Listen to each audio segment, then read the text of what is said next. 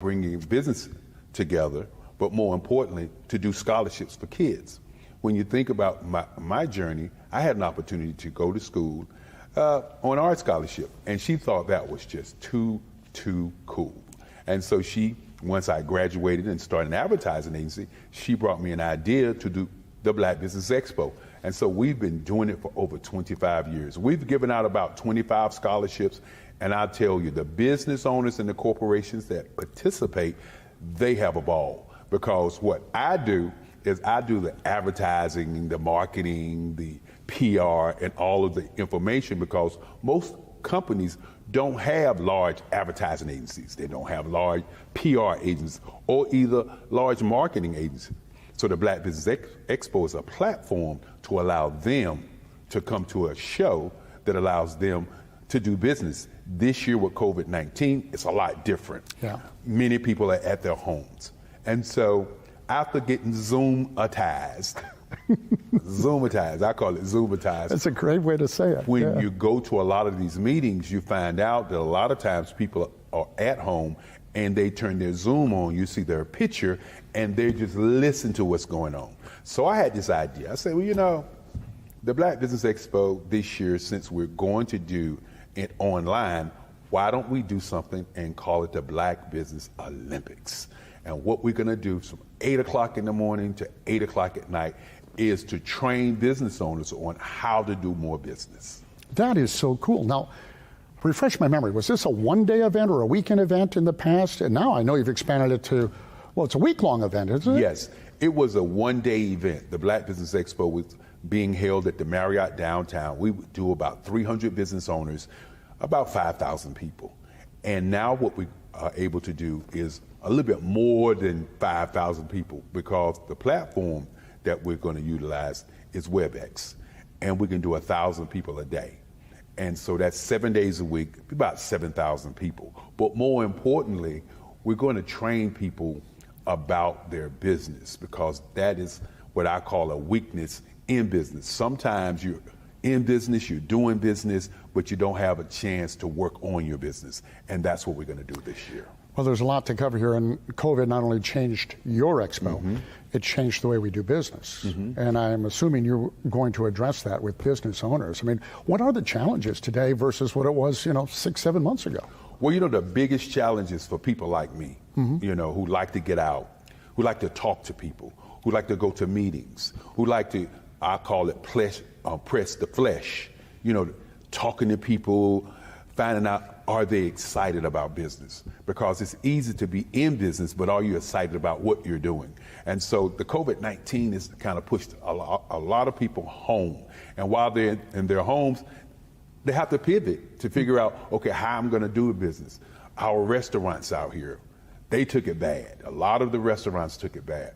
But keynote speakers took it even worse, because speakers, the business is to go to places and speak.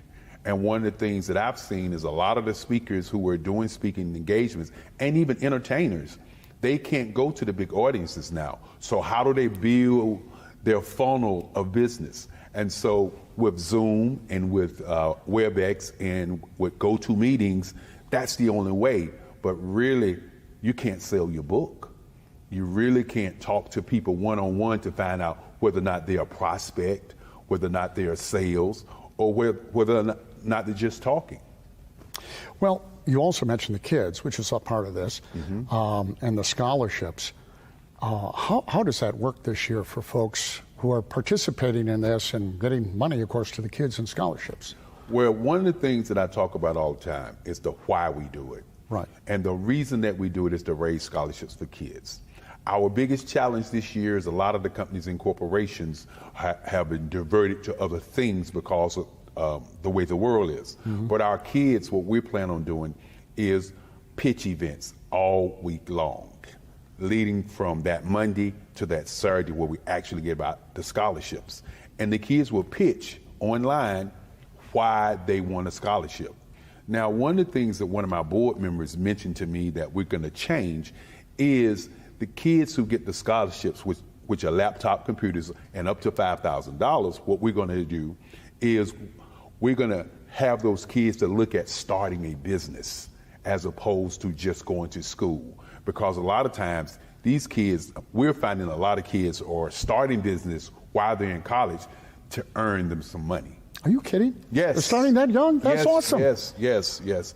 Well, not only that, I talk about the cell phone, the smartphone that we have now. Right. And a lot of people don't realize the smartphone that we have now is more powerful than the computer that the president had in 2010. So our kids are going faster, more rapidly than we were going. And if you got a telephone, laptop, computer, you can go into business and make millions and millions of dollars. You no longer have the gatekeeper. You can go on Twitter. You can go on YouTube. You can touch people now. Where in the old days, you had to call the secretary, talk to the secretary. The secretary had to set up the appointment. Then if something happened and you didn't make that appointment, it's 2 or 3 months before you can get an appointment. Nowadays, you can go on somebody's Instagram, Twitter account, and their LinkedIn and DM them, send them a message, and they will respond. That's a whole new world. Oh, it is. And it all happens so quickly. Mm-hmm. Don't you go anywhere, and don't you go anywhere, because there is so much more to talk about. The Black Business Expo. It's happening despite the COVID, and it's doing it in a much better, bigger way. Stick around.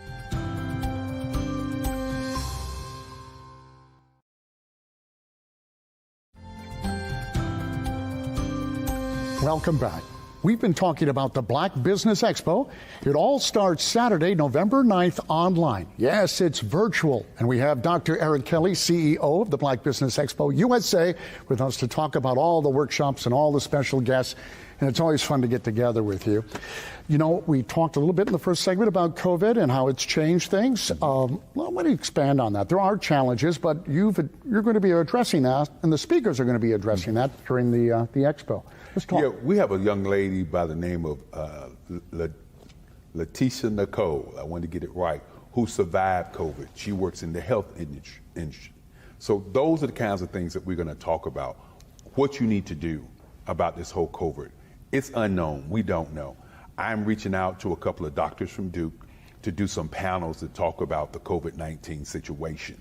But more importantly, as I said before, our speakers are really out there still beating the pavement, but they're beating it on Zoom. Well, and for the businesses, their whole business plan probably changed, right? I mean, with the COVID. If they participate in this expo, what do you think they're going to get out of that? Will this expo help them?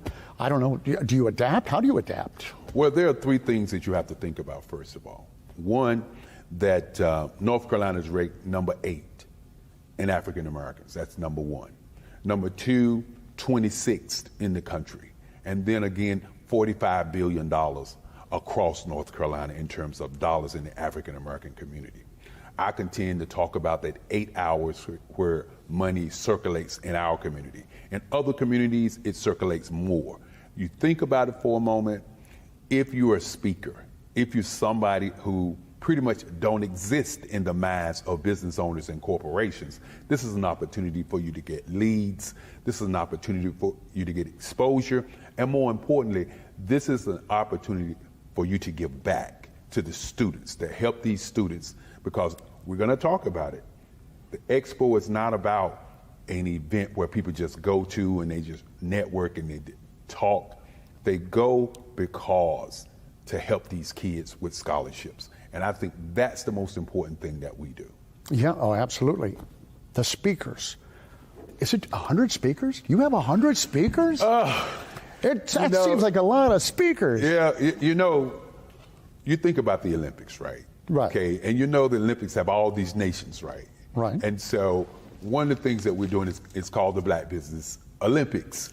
And so what I decided to do is to break down 7 days. Somebody say, you're doing a boot camp. No, I'm not doing a boot camp, because a boot camp is a group of people just going together and it's their group. No, we're inviting everybody across the country.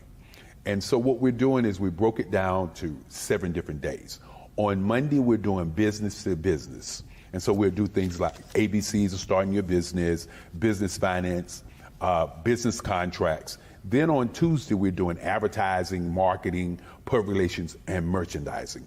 And we're going to talk about first what it is in the first half, and the second half, we'll talk about how to do it.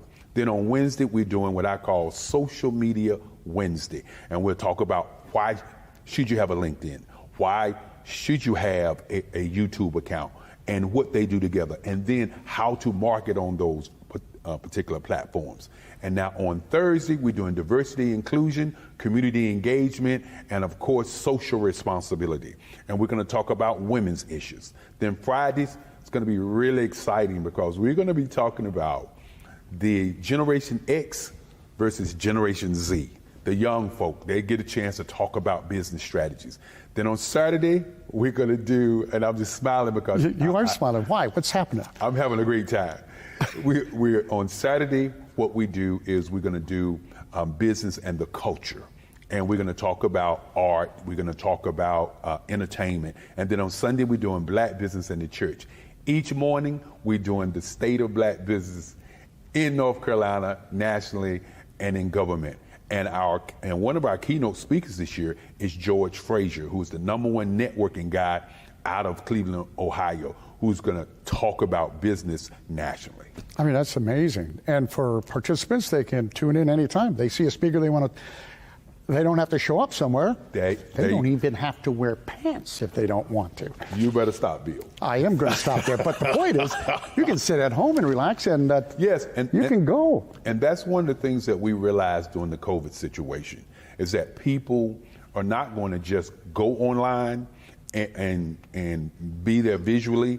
They can go online and listen to these great speakers, and we have great speakers. You know, I brought my cheat sheet because I knew I couldn't remember. When you say 100 speakers, we have right now probably about 60 speakers. That's a lot of speakers. And we have different areas, and each one of those areas deals with what those speakers are experts in. And I think sometimes when you're running around and you shaking hands and you're talking to people, you miss really what people actually are doing in the community. And this show, Community Matters, is all about the community of Expo speakers today.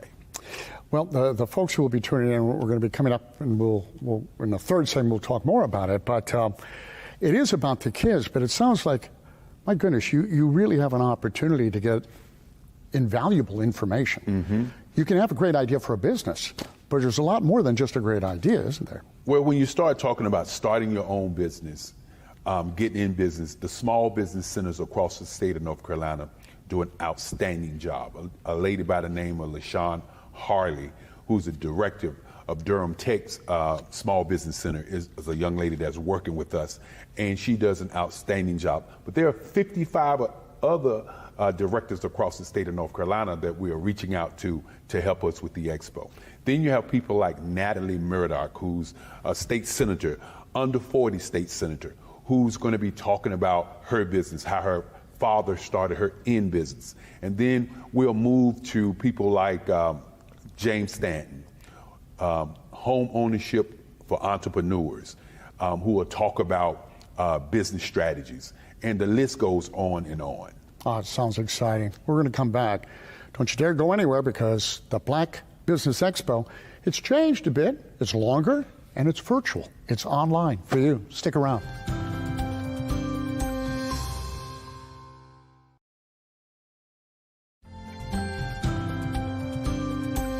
Welcome back. Joining us again is Eric Kelly, and we're talking about the Black Business Expo and the resources that will be available to anyone attending.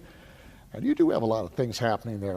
Can we get into some of the workshops, for instance? Well, you know, when you begin to talk about workshops and the people that are coming to speak, I begin to smile because these are the stars of our community.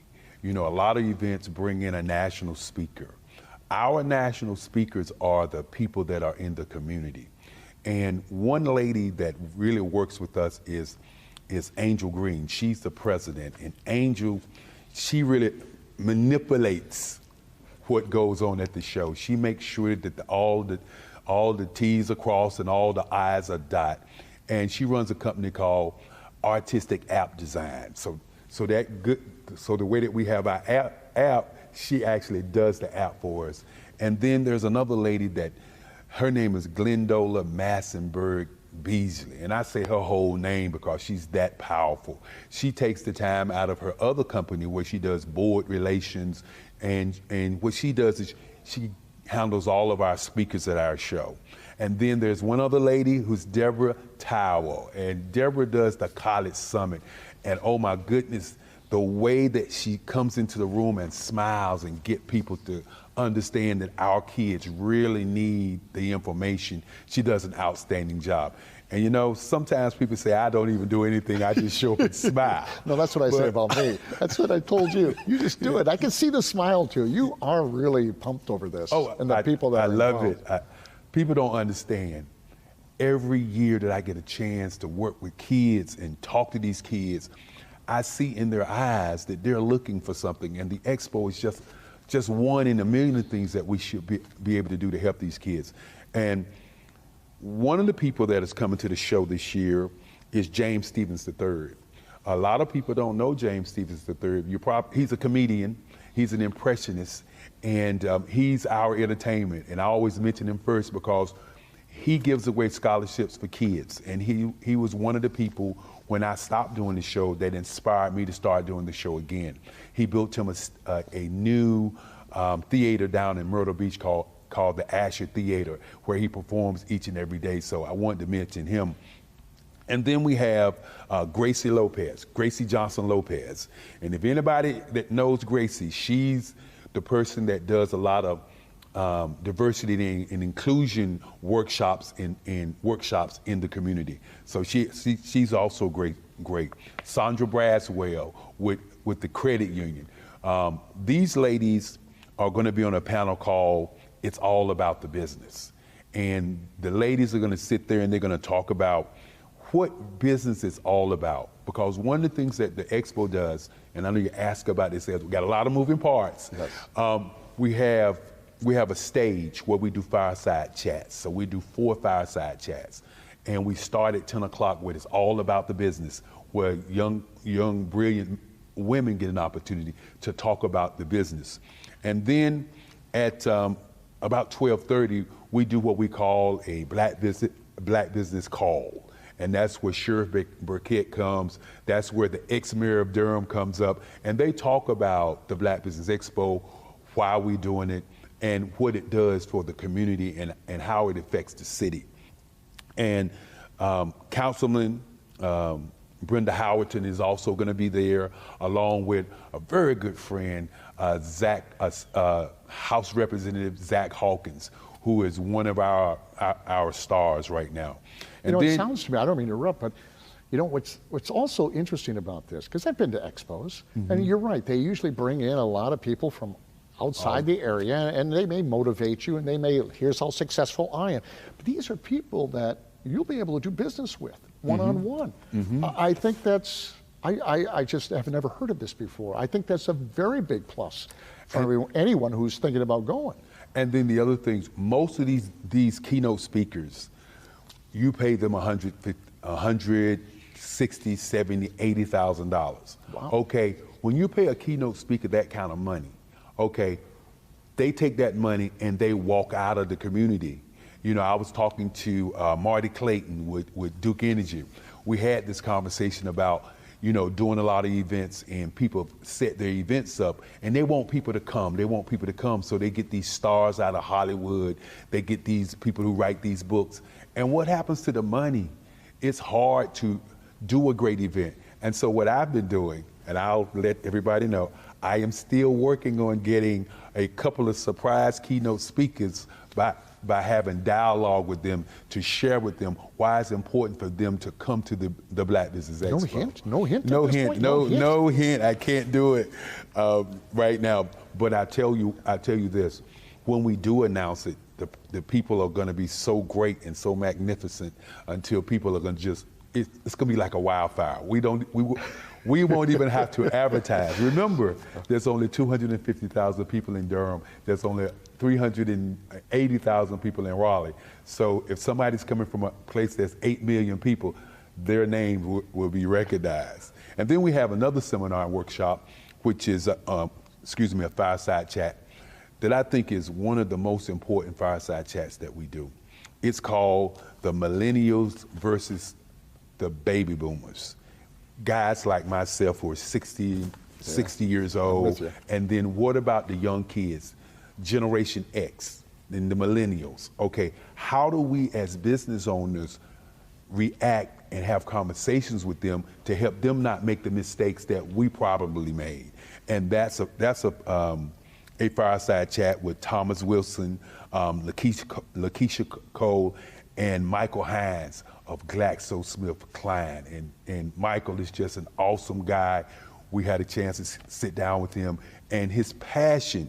And I think one of the things that you find out from our show, the passion of the speakers. They have a story to tell, and I want them to tell their story not only to the attendees, but to the students, so the students can do something with their lives. Well, if they're anything like you, they're going to be passionate. We got to wrap this up, though. I could listen to you for hours yet. You should get your own show. How do people find out more about the show and how to get involved and go and whatever? Well, the way they get involved is they can go to the website, www.blackbusinessexpousa.com, or they can call the Black Expo hotline at 919-308-9090. I said I had a surprise for you. Yes. You know, and the surprise is if they call us and they mention your show, they will get $200 off of their booth. Their booth will go from $450 down to $250. That's a lot of pressure. You can't beat it. But they got to mention your show. Do it. They got to mention your show. And please make me look good to this man. I want him back next year. And of course, I just want to say for everybody out there, think about our kids. Think about when you was a student. Think about when you were doing something in your life, in your livelihood, and you wanted to change. We're here now. Some of us have retired. Some of us are still in business. But our kids are our legacy, and they're our future.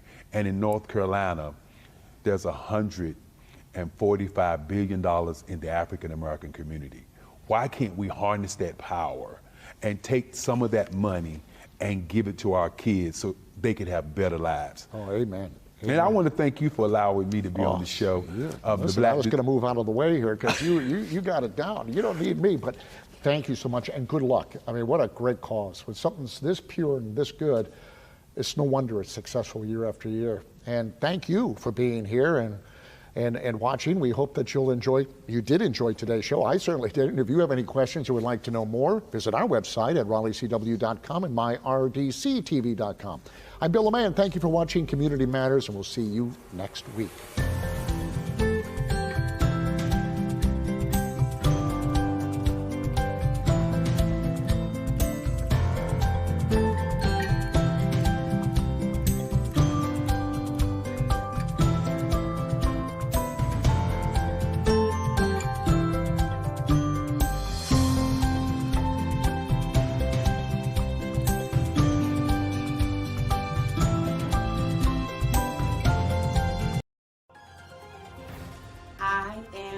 Black business. From the moment I wake until the time I sleep, I am Black business. I am Black business. Are you Black business? I am Black business. Do you support Black businesses? I support Black business because I am Black business. Black Business Expo, one of the largest business showcases in the history of Black America in North Carolina. Sign up today at www.blackbusinessexpousa.com or call 919-380-9090. I am Black business. I am Black business. From the moment I wake until the time I sleep, I am Black business. I am Black business. Are you Black business? I am Black business. Do you support Black businesses? I support Black business because I am Black business. Black Business Expo, one of the largest business showcases in the history of Black America in North Carolina. Sign up today at www.blackbusinessexpousa.com or call 919-380-9090. I am Black business. I am Black business. From the moment I wake until the time I sleep, I am Black business. I am Black business. Are you Black business?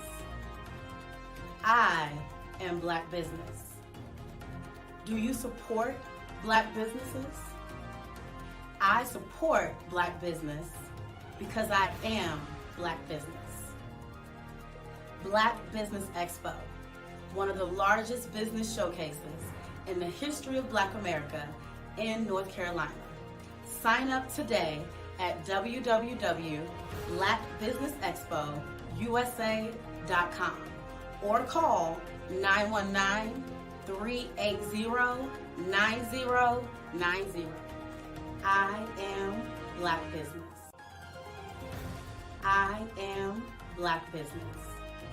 From the moment I wake until the time I sleep, I am Black business.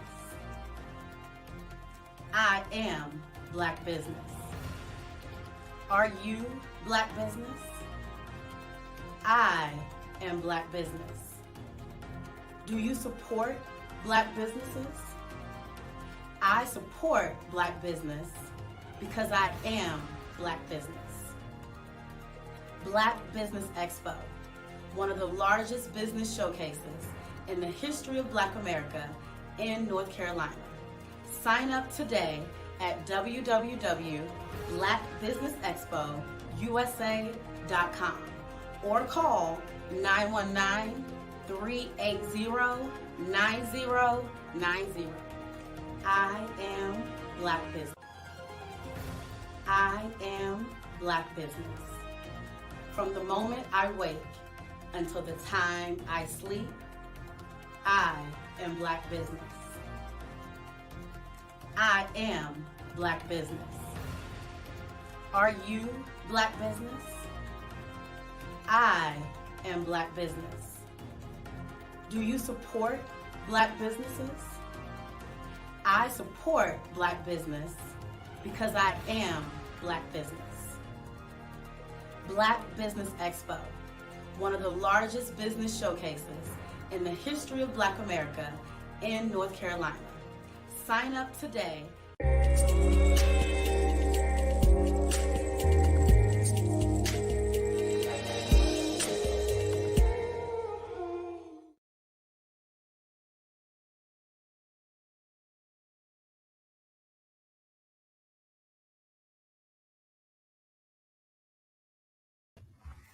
Good evening, ladies and gentlemen. Hi, and welcome to the Black Business Network. I hope you enjoyed the interviews that we had earlier. We're getting ready for June. And when we get ready for our next set of 100 speakers, one of the things that we like to do is get you prepared, as you have done a great job by supporting us. Now, as we look at the numbers, and I want to talk about the numbers for a moment before I bring on my guests, we did over 133,000 people. If, in fact, you missed it, you missed an outstanding event.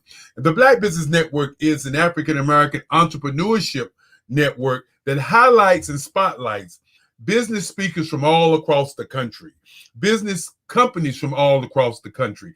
And of course, since we reach out to 200 countries, we're able to bring people from Singapore, bring in people from London, England, to bring in people from Africa, and just to list a few of our international speakers that we had this past February.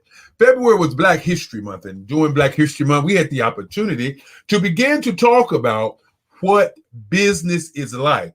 An ecosystem as great and as big as what we did is an ecosystem to change the lives of people. And when I began to talk about changing the lives, I have to talk about my students. And my students are looking to go to college from high school. And what the Black Business Expo does is raise scholarships. And the network is a conduit to raise those scholarships. And as we continue to do this show, we're going to make some great announcement about other individuals getting opportunity. And we're going to make also announcements about other things that are going to be happening on the network. And as I always say, I tell people I'll see them on the other side. But tonight, I want to say I'll see you in June.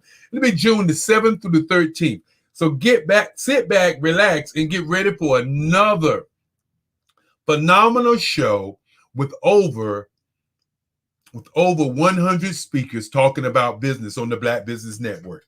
And right now, I'd like to bring up our guest this afternoon, one of our guests for this afternoon, a gentleman by the name of, and you know, I almost forgot the guy's name, but a gentleman by the name of Mr. Walker. Let's bring him up, Stephen Walker. All right. How's it going? Everything's great. Hey, Stephen, how's it going this evening? It's going great. Going great. Getting excited to be back. Well, you know, when you begin to talk about purpose and power, I understand that you're the purpose and power guy. And as we look at purpose and power, not only for what you do, but let's talk about why you chose that as a response to the kind of business that you're running.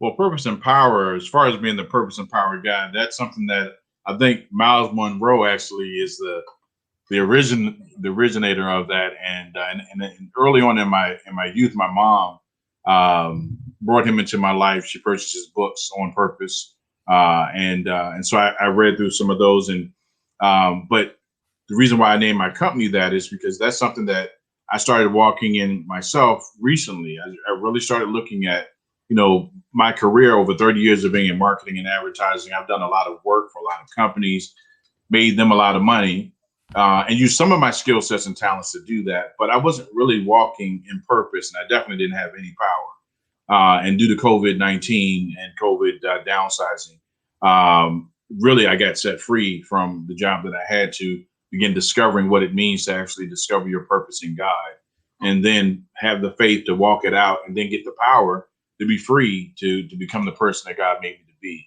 And so anyway, that's what I designed my company after, and really came up with a process of how to walk that out for individuals. And so I started a business consultancy and marketing firm to do that. When you begin to talk about being a coach, and you have many business owners and you have many people who don't feel like they need a coach, how do you go into that conversation with them, talking about you coaching them when they haven't been raised in the business community as needing a coach or a mentor, or there have been solopreneurs and not understanding that team is really what helps businesses run?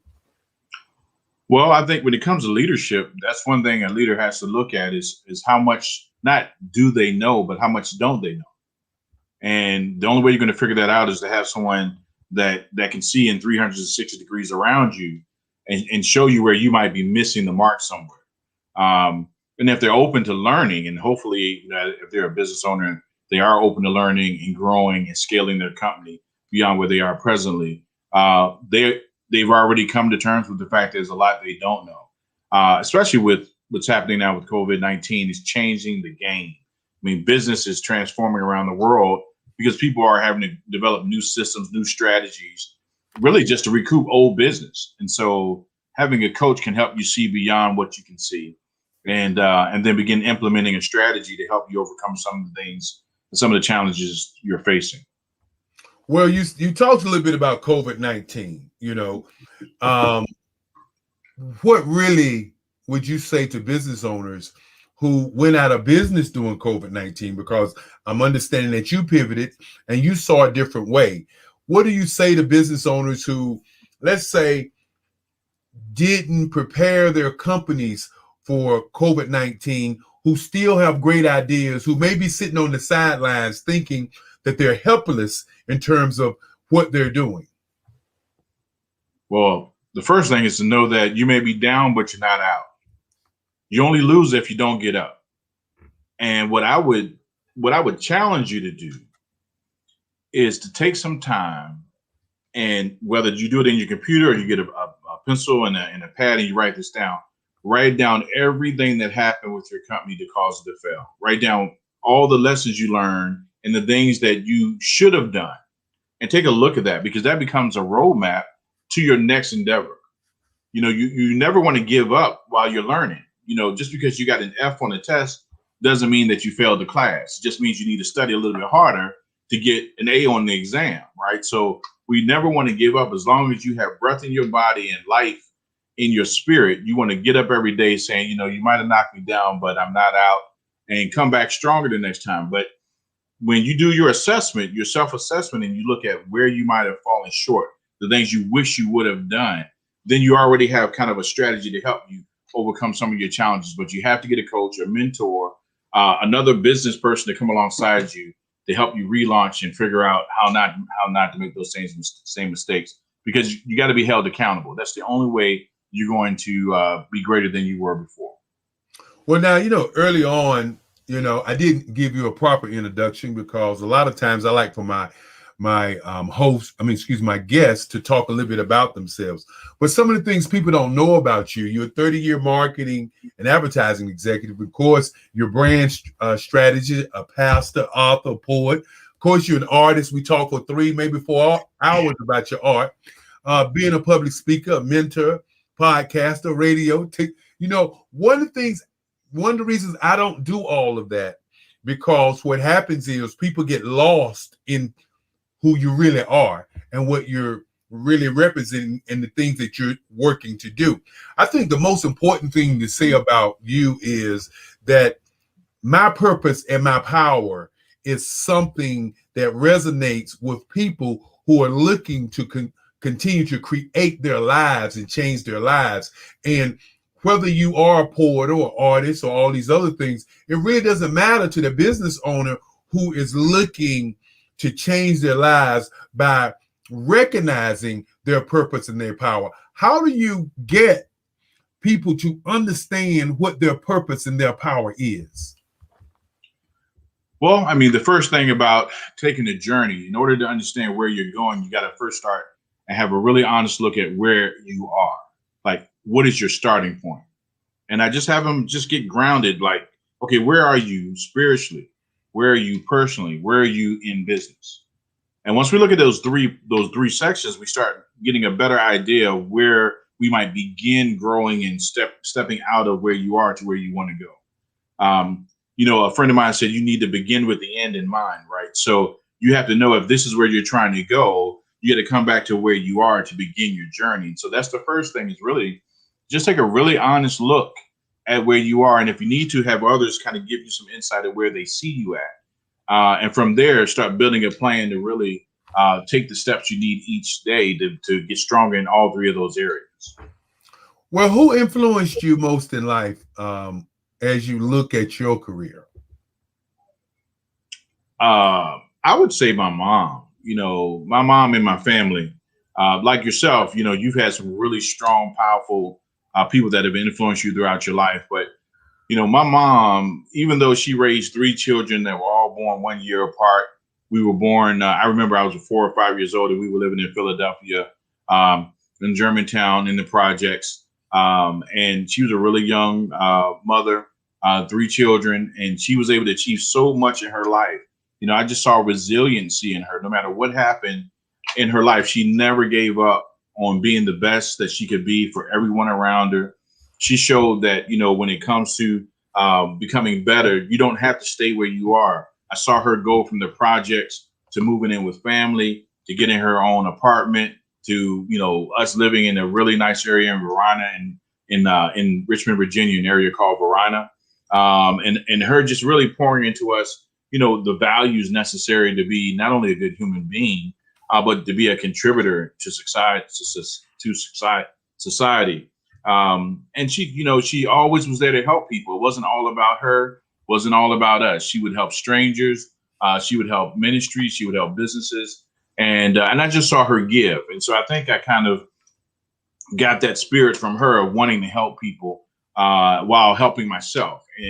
And she really told me it's better to give than receive. And that's something that throughout my life, even when I was young, I was always, even as a kid in elementary school, I was always trying to help other kids and do my best to, we all have issues. We all have challenges. But even in elementary school, I remember thinking that I can be better, that even though I was making mistakes, that I can be better. And I had her for an example to push me forward, as well as a lot of the business owners in our family. And we have doctors in our family, and I have uncles that have started companies. And so I saw all of that happening around me. And that really gave me a foundation for, that's what I can do. I can be that. If I can see it in others, I can achieve it for myself.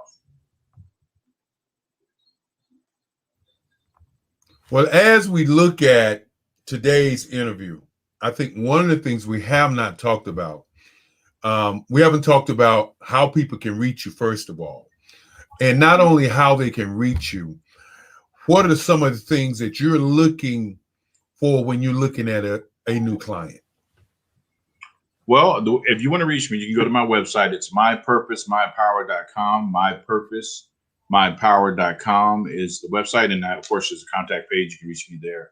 Or you can reach me by email at Stephen, and that's spelled with a V, Stephen@mypurposemypower.com. And in terms of the type of clients that I'm looking for, first off, you have to be ready. You have to be someone that's ready to go to the next level. You have to be coachable. If you're coachable, there's things you just don't know and you need help.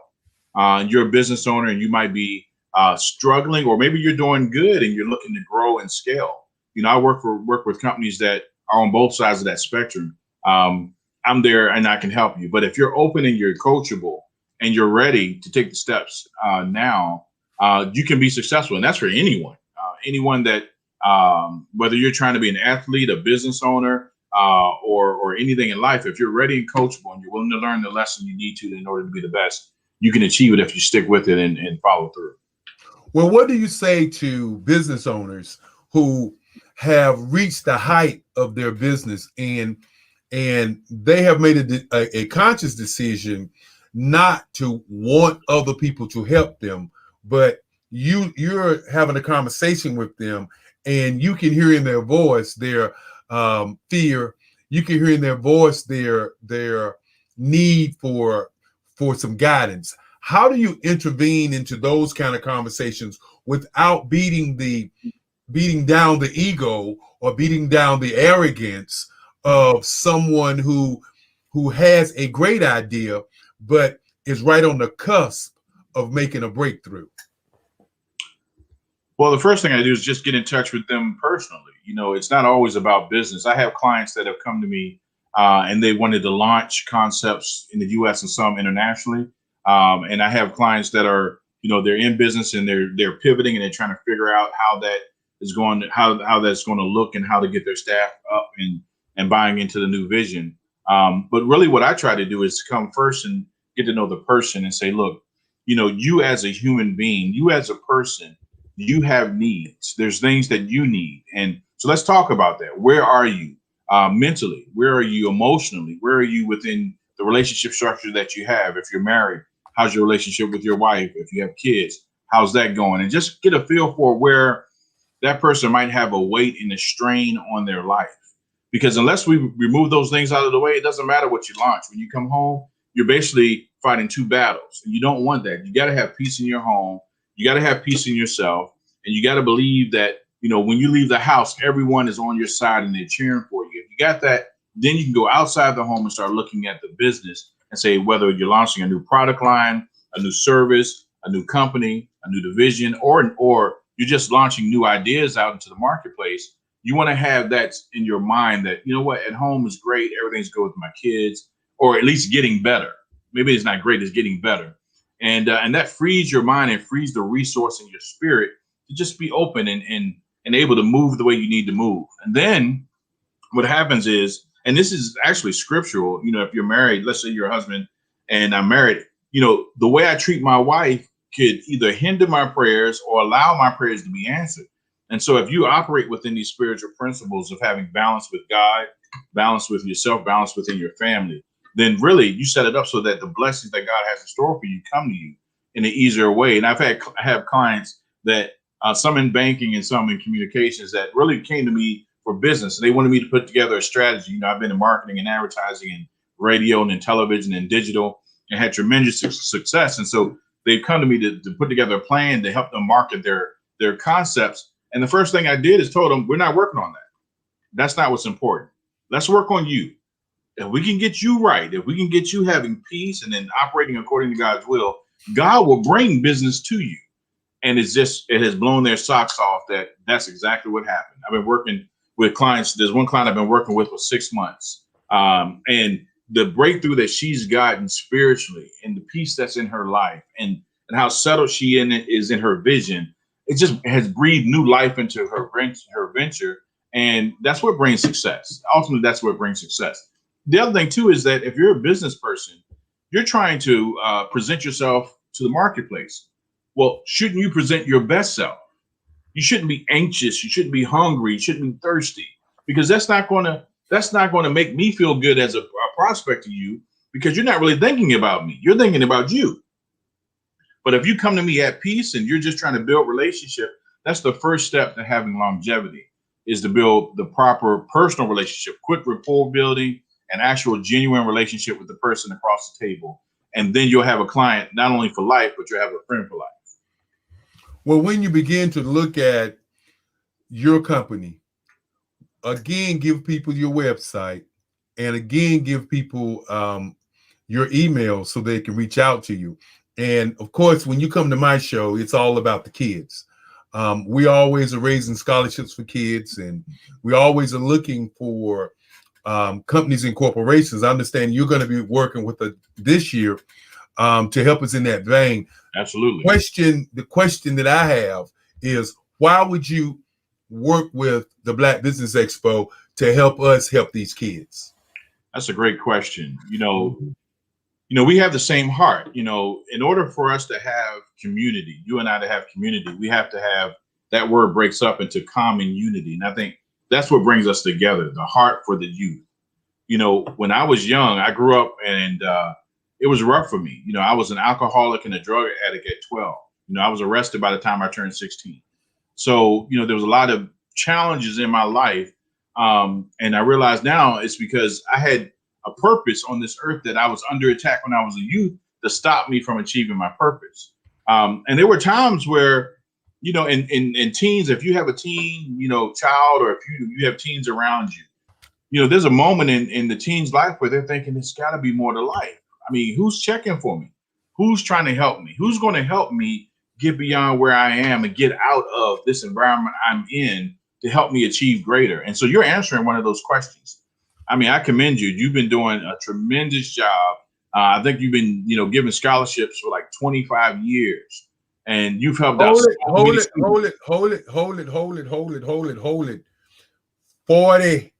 40 years. 40 years. Oh, there you go.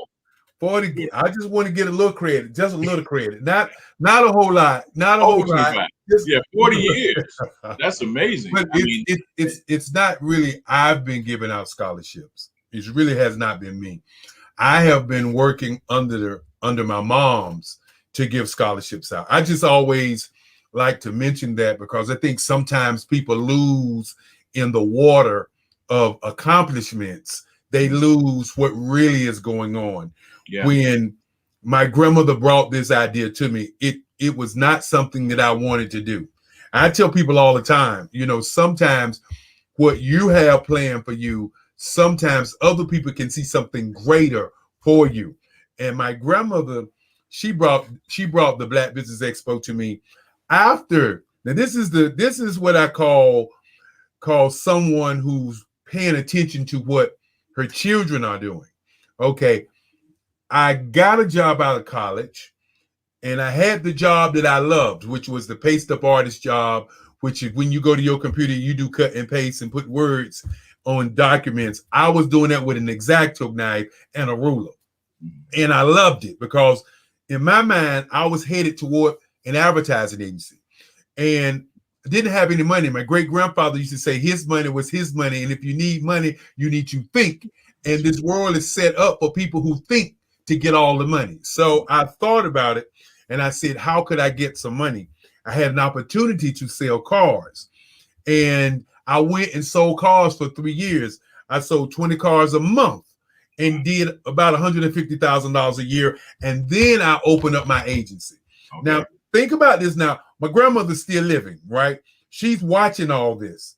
And when I got in my agency and started my agency, she came to my office out of the blue and said, this is what I want you to do.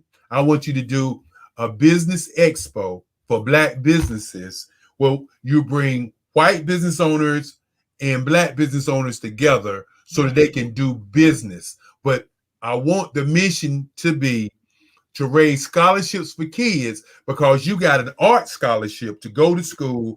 And I saw what happened when you got a scholarship to go to school, and I saw how it changed who you were. Mind you, I'm not paying attention to none of that.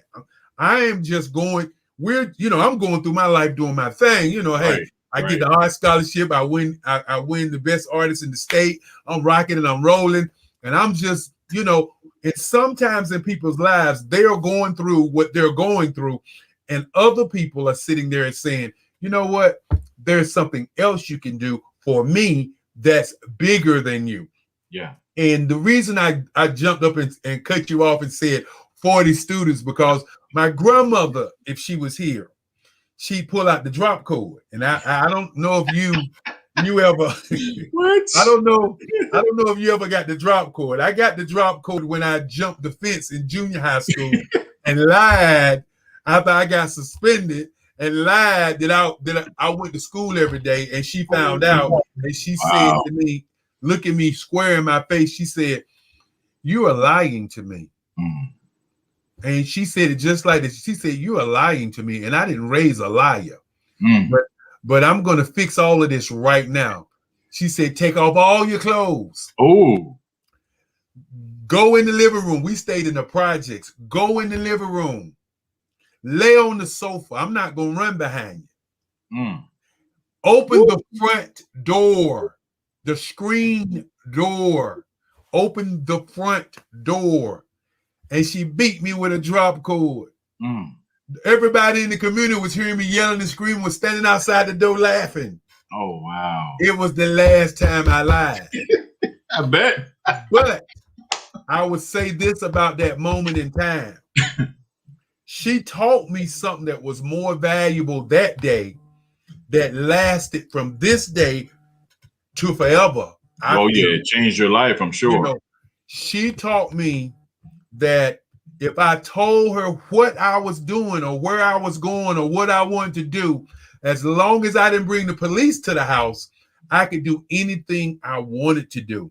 Oh. And to bring this full circle, my best friend was hanging out with me in high school, and I would stay out at 2 and 3 o'clock in the morning, and I would call my grandmother and say, I'm at such and such party. I'll be home at such and such time.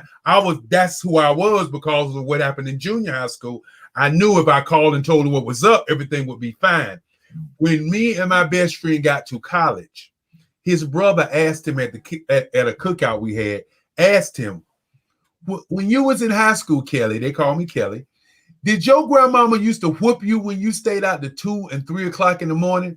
And I said to him, no, she didn't. She never whooped me. She knew where I was.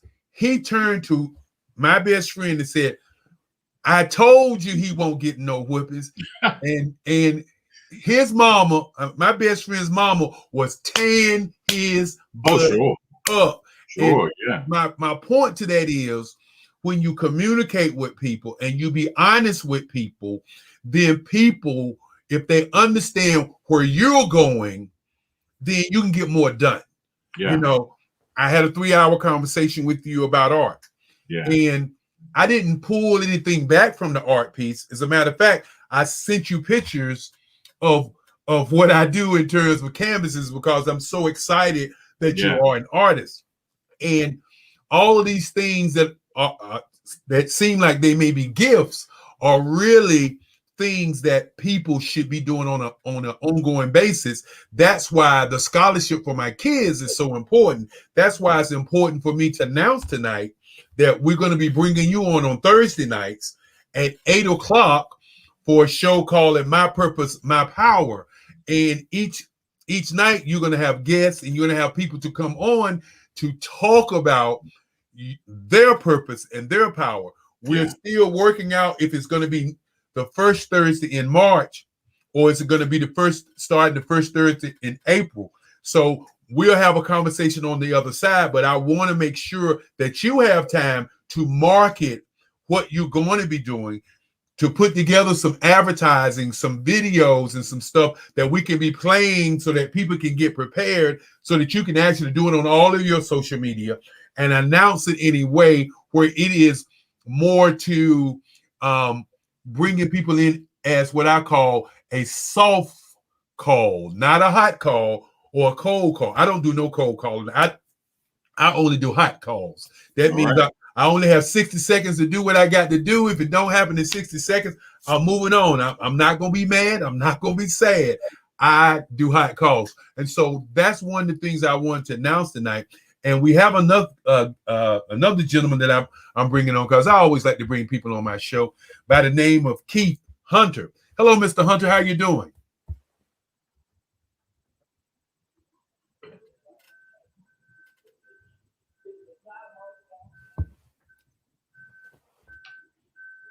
You're on mute.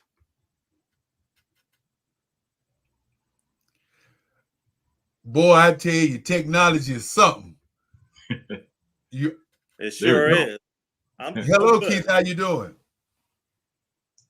How you brothers doing, man? All right. We're doing pretty good. You know, as we're getting ready to move on in this conversation, I wanted Keith to come on because I want Keith is a gentleman who's an author, and he wrote the book Win the Day. And he talks about teamwork and challenges and how to work together. I wanted both of you gentlemen to talk a little bit about what you guys see in the future for the Black Business Expo. All right, Keith. Can you hear us? Hello?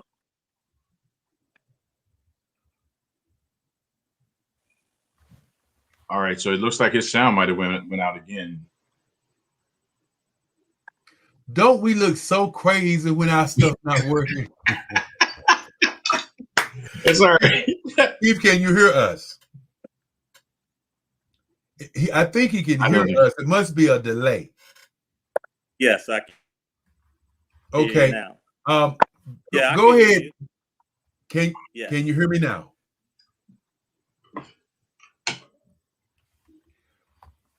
Stephen. Yes, sir. Talk a little bit about what you see happening with the Black Business Expo as I work on Keith's audio. Sure. So I think that, you know, when we look at the way business is changing right now in how many people are really trying to figure out how do I launch a new company or launch a new concept, and they're looking to capture an audience. I think that this is one of the ways that it's going to happen, and it's going to happen on the Black Business Network. And I think that, you know, people like Keith Hunter, he's written this book and has insight inside. That information is golden. I mean, the key to getting to where you want to go is knowledge. If you don't have knowledge, then you don't have what you need to move to the next step. So people say that knowledge is power, but the truth is going on with your sound, bro. The truth is the truth is it's knowledge is power. We asked you a question and you didn't respond. Dr. Kelly, I can hear you. People say that knowledge is power, but really it's the application of knowledge that's powerful, because you can know a thing and not do it and you don't get the result. So it's not just knowing, but in putting action to what you know changes where you are. So even like what we're doing tonight, I mean, you know, Dr. Kelly's putting together this network and we're using technology and we're figuring out all the bugs and trying to figure out how to make it work. But guess what? It's not going to stop us. We're going to keep going because that's what you have to do in order to progress and grow stronger. Well, I'm glad you're really a smooth operator, brother. I just want you to know. You was like, Dr. Kelly, we can't hear you. Yeah, then what you say now? Well, one thing I say about the Black Business Network, it is reality TV. And you get what you see. I need to put that on a t-shirt because that is real live talk. And I think that's kind of the difference between what I'm doing and what a lot of people are doing. Yeah. It's easy to do videos and go to YouTube. Yeah. But when you're able to bring people together, and the key is to bring their networks and their market together when they come together. And then for their networks to be a part of the ecosystem for everybody that's on the platform to get something out of. That's really what's key. And, one of the reasons that we're looking toward what you're going to be able to do is because you bring a different group of what I call thought leadership to a platform that needs to hear it, because we're going to be doing this again in June 7th through the 13th. We will have another 100 speakers. And as Maxine is telling all of the speakers, we expect each one of our speakers to donate to the kids. Absolutely. People do not really realize, and I was going over what we give to the speakers, and a lot of the speakers did not really realize what we was giving to them. They were just thinking, well, we're on a Zoom call or we're just doing an event, and not understanding actually what we gave to them. So, at this time, I just want to talk a little bit about that, and you being in the market, being in the marketplace, and I want you to kind of give me an idea what this would cost if I came to you and asked you and said to you, Stephen, what I like to get from you. I know you run a great business. You've been in business for over 30 years, and what I like to get from you is over 50,000 people to listen to me over the period of 7 days for 24 hours with daily views on a TV network that reaches over 200 countries. Now, I also want you to go out and do over 400 press releases to promote me being on the network. And then after all of that happens, I want to get 100 speakers emails list, have an ad in a nationally known magazine, get some radio and television done for me, stream my information on Facebook, Twitter, YouTube, LinkedIn, BGN Television Network, CFS Network, and do that for 3 months after I speak. You hear what I'm saying? 3 months after I speak, but don't forget 3 months before I come on, I want you to do post-event advertising saying that I'm going to come. Now, I want to ask you, after I also ask you to do advertising and marketing flyers for me, and to do a social media campaign for me, and then do a corporate video for me, and then at the end of the day, create some products for me to be able to utilize for my company to build my company. Stephen, what would that cost? Just guessing, some number. You're an advertising strategist. Mm-hmm. What do you think something like that would cost if I came to you and you and asked those questions? Well, the first thing, it would cost more money than I have currently in the bank right now. So that's the first thing. But to bring it into perspective for our viewers, one of my clients, I directed a television broadcast for him, a live broadcast that ran on BET some years ago. And we purchased a 1 hour, just a 1 hour broadcast that ran on one day. One day. 30-day period.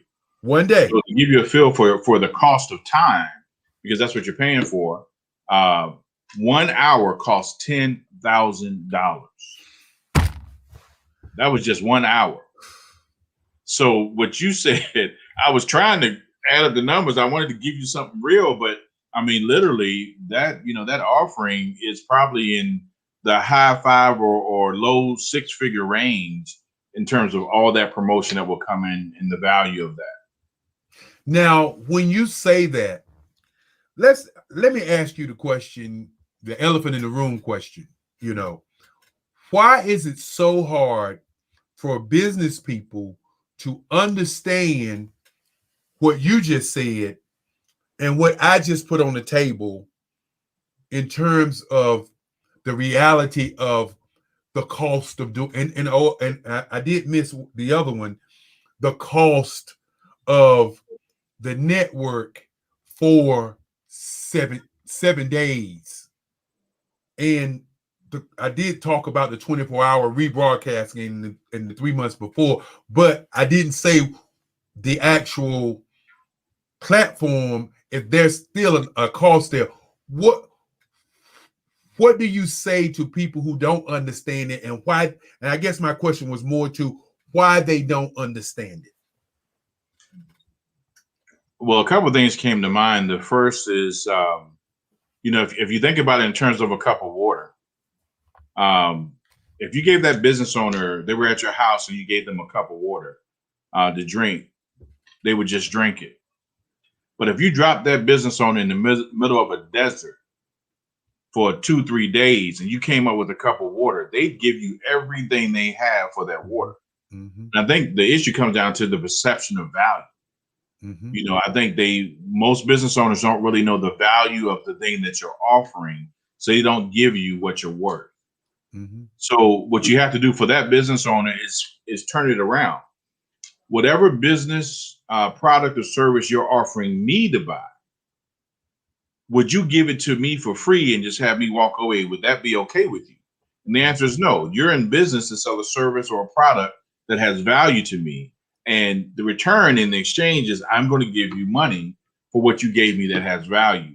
That's a fair exchange. And so I think that either they just didn't understand the value of what it was they were being given, or they didn't measure the cost of what it takes to be involved in an endeavor like this, or they just weren't even thinking through the process of how can I be of value to you since you gave to me. It should be natural for me to just give back. Even if you don't ask, I should say, well, thank you. How can I help you now? Right. And I think it's probably one of those things. So it really comes down just to education and then also them understanding the value of it. Well, I think sometimes, my great grandfather used to talk about it, and he would say, some people are takers and some people are givers. And while if you're a giver, you listen. If you're a taker, you talk. And so I'm sure that 100 speakers heard that we were raising scholarships for kids. I'm sure over the course of 7 days, if you are in tune with what you are doing, then you hear what people say.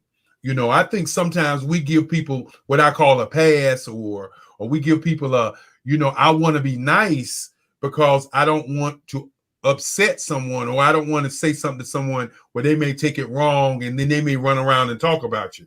I don't have that challenge, because at the end of the day, the reason that I'm able to have 100 speakers each month is because I still say the same thing. And every speaker that I talk to, I tell them, I say, hey, look, this is for scholarships. We ask each speaker for $100 at least. We want you to give $250. That helps us raise money to give the scholarships to the kids. And my great grandfather used to say, you can lead a horse to water, all you want, but you can't make him drink.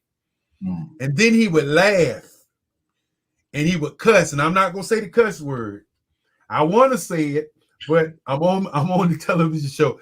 He said, but blank, you can stick a handful of salt in his mouth and he'll have to drink that water.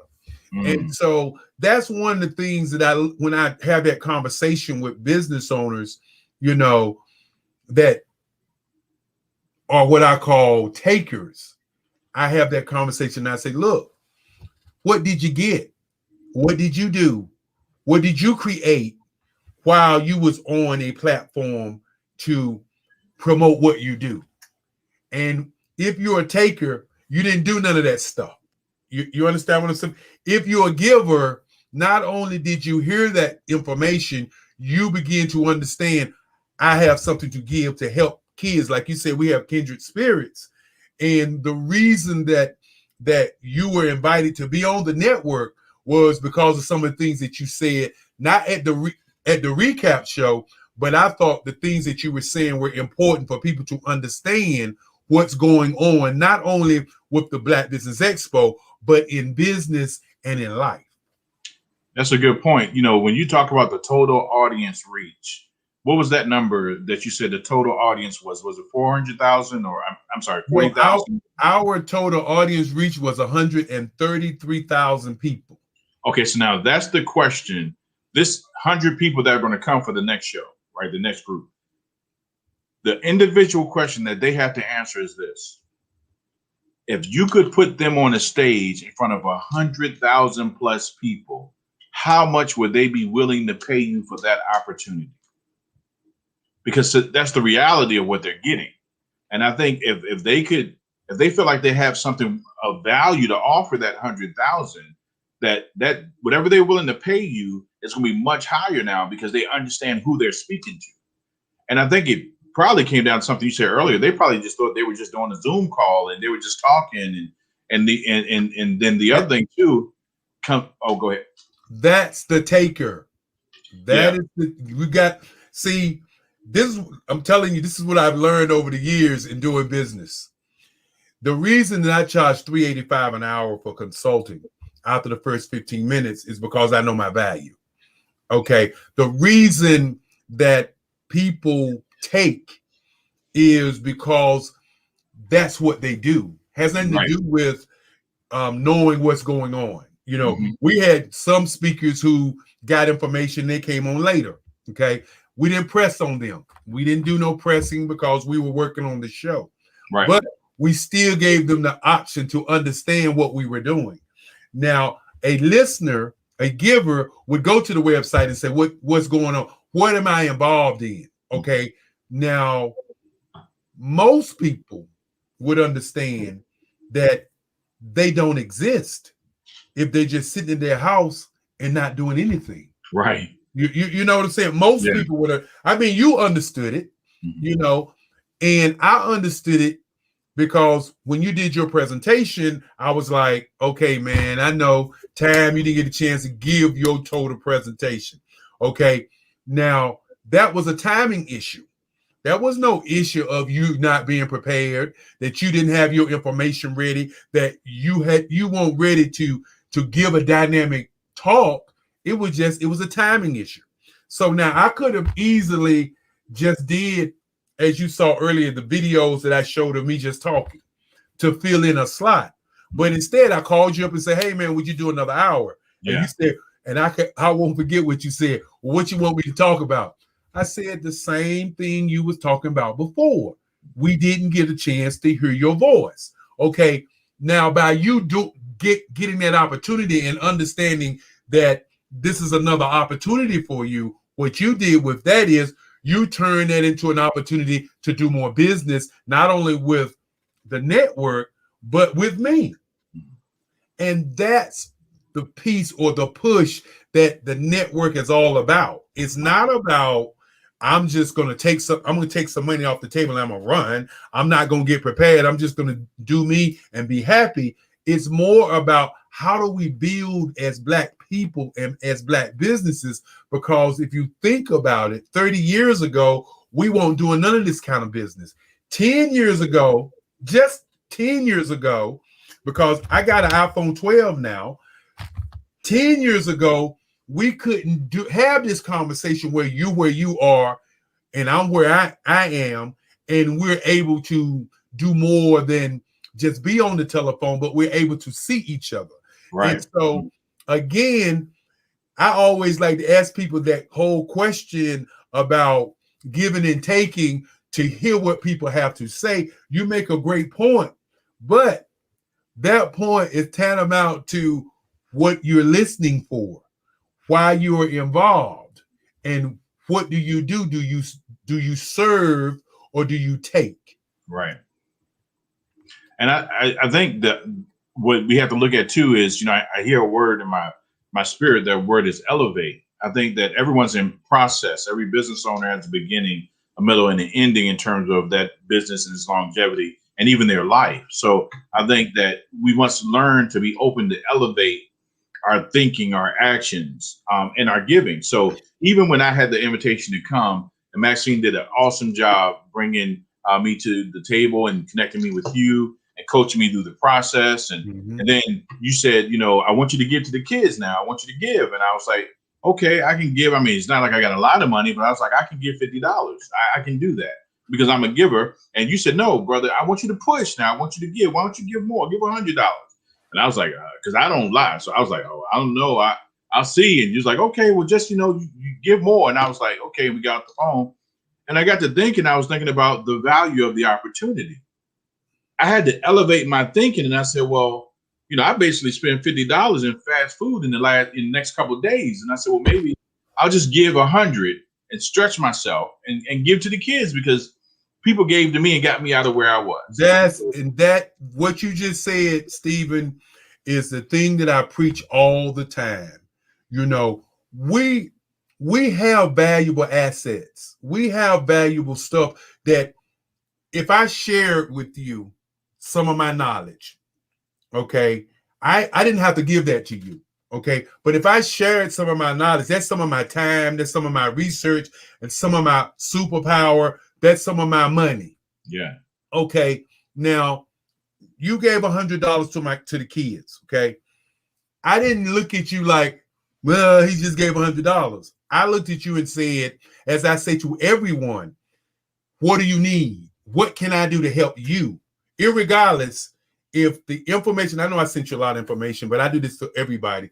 But the information that I sent you, if you utilize that information and convert it, then you're going to make more than $100 in the long run. All right, Dr. Kelly, let me just tell you something about what you sent me. You messed me up. Look, viewers, I'm going to tell you something. Dr. Kelly is for real. This man is not just talking. He's not just talking. He sent me, it was the equivalent of me hearing a knock at the door. It's an Amazon package with a big old smile on it. I open it up. I lift it up. You know what it was? It's a treasure chest. I opened that thing up, was gold and diamonds in there. That's right. And it took you years to put all that stuff together. And you just, brother, look, I want to bless you here. Use this to bless yourself and learn how to use what I'm giving you to be more successful, then help others. You messed me up. You didn't even know when I opened up the email, the emotions I went through. And I had to check myself. I was like, now, would I give all of my treasures to people that I meet? Like, you made me elevate again. Don't know. Forget me. Don't know. That's the piece that people miss. And see, this is the thing that's kept us as Black business owners from really, your word elevate, being elevated. Because think about it like this, Stephen, for a moment. Okay, how many people are in the graves right now with great ideas and great information that they hoarded and kept away from people and they didn't share with people, and people can't get that information because they're gone. Locked up. Yep. They're gone. Yeah, Miles Monroe said that the graveyard is the greatest place where treasures are located on the earth, in the graves all around the world. People that kept it to themselves. Matter of fact, he said that he wanted to die empty. He wanted to give everything he had out so that when he died, he could say he ran the race, he kept the faith, and he gave everything he was supposed to. And when we look at this scenario of our meeting and having this conversation, see, I can't pay for nobody to say what you just said. I mean, you said it has to be real. Dr. Kelly is real. Yeah. Okay. Now, for some people, they'll say he paid him to say that. Oh, I wish. You understand what I'm saying? You understand what I'm saying? You made me spit. I was excited for a second. But what the real deal is this. It's not about me. It's never about me. You know, my friends will tell you when I was in high school, I was making $300 a week drawing names on people's jeans and drawing stuff on people's shirts. And I was making $300 a week, and there were 7 of us guys. Wow. And every concert and every place we wanted to go, we went. I funded it. And I never looked at any of them and said anything about you got the money. You because at the end of the day, if you have resources, you should share those resources because you don't know where people are going to be. Point in fact, Dr. Darrell Anderson, the minister who's a bishop that was on Sunday, okay, he brought in the guy from London. He had another guy that was supposed to come in from I think Dubai or somewhere else. He was coordinating all this. That's my best friend. Wow. You get where I'm coming from? He's been through it with me when nobody knew who Eric Kelly III or who Kelly was. He was one of the guys that I funded and made sure things happen. So when you get older and get into this situation of doing other things or bigger things, then you can look back at people and say, okay, that's what I did. But I didn't do it for you to help me. I did it because, as I told somebody today, you can't choose your friends. Your friends sometimes are just who they are. They're not sometimes who you want them to be. And you can't judge them for who they are because they're who they are, but they're your friends. And, you know, when you meet people, and I made a point that I don't know you, you know, you could be a guy to say, yeah, man, I just want to get on the network. I want to get in control of the network. I want to do this behind your back. I want to cut you down. I want to do this. I want to do that. But see, this is where everybody misses the point. It doesn't matter what your agenda is, as long as I keep my agenda going toward what I want to do. Yeah, that's if more business owners would just look at that and stop worrying about what everybody's agenda is and understand that everybody should have an agenda. Everybody should have an agenda. I'm going to say it one more time. Everybody should have an agenda to make a profit. Not an agenda just to do stuff, but to make a profit. Yeah, there's a saying that a rising tide lifts all ships, right? So as long as we all in the water together, let's do it. Let's do it together, right? So the other thing is that the seed you sow is the harvest you reap. So whether you're coming and you're genuine and you're here to help me, and I do, and I'm gonna be me. What you see is what you get. So I'm always gonna be Stephen. I'm a pastor and I'm a poet. I do all these things, but I'm still gonna be Stephen in the midst of all those talents and skills. It doesn't matter. But if you come into me and you're genuine and you sow good seeds into me, you're gonna reap a good harvest from that. But if you got ulterior motives, or I believe that. I just again, like I tell people, I come from a different planet. You know, my great grandfather, he was a different animal, bro. He was a different animal, man. He was. You know, I hear people say, you look at that guy and he's different. Something about him that's different. And I can sit back and remember that I spoke on Sunday and I left people with six pieces of strategy for winning. And those 6 things were this. Number 1, think big. Number 2, research and get trained. Number 3 was plan a plan. I didn't say plan. You know, you hear people like, I'm a plan. No, plan a plan. right.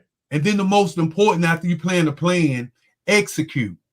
But even in executing, there's another piece that's called being relentless about what you're doing. Yes. But what puts the bow on all of that is to know why you are doing it. Purpose. And if the why doesn't equal happiness, I'm gonna say it one more time. If the why don't equal happiness, then you're not doing what you really, really want to do.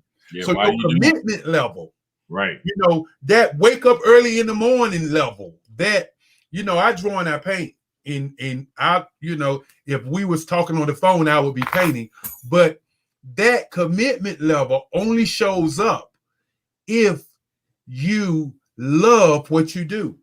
And it is really hard when you are following the follower, or you're looking at what somebody else is doing and you want what they have, and they put something on the table, and instead of you looking at it, how can I make millions of dollars with what's already on the table, instead of me saying I want to do what that person is doing, and now you become competition.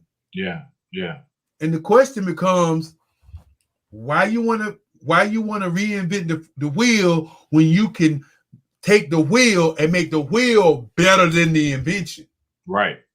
Yeah. That's the power of unity.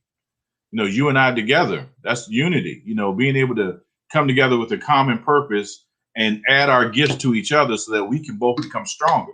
We're stronger together, right? So I think that's the value of unity. And then if you look at the examples, you know, in society, you have people who are coming together in industries and taking over entire industries, but they could have started separate companies doing the same thing and been competitors and been small players. But if you got 5 people who are all CPAs and they got their own client base, if they came together and established one company, man, they could get a bigger chunk of that pie. Look at what Facebook is doing. Okay, just take a moment. Okay, now cryptocurrency, blockchain, and all of this new technology is happening, and everybody wants to decentralize money. Okay. And so what Facebook says, well, you know what? I want to get involved, but I want to be slick about it. Okay. First thing I'm going to do, because I'm a $1 billion company, I'm going to buy companies that are doing what I want done. I'm not going to reinvent stuff. I'm going to buy companies that's doing what I want to do. They started out with Libra. Okay.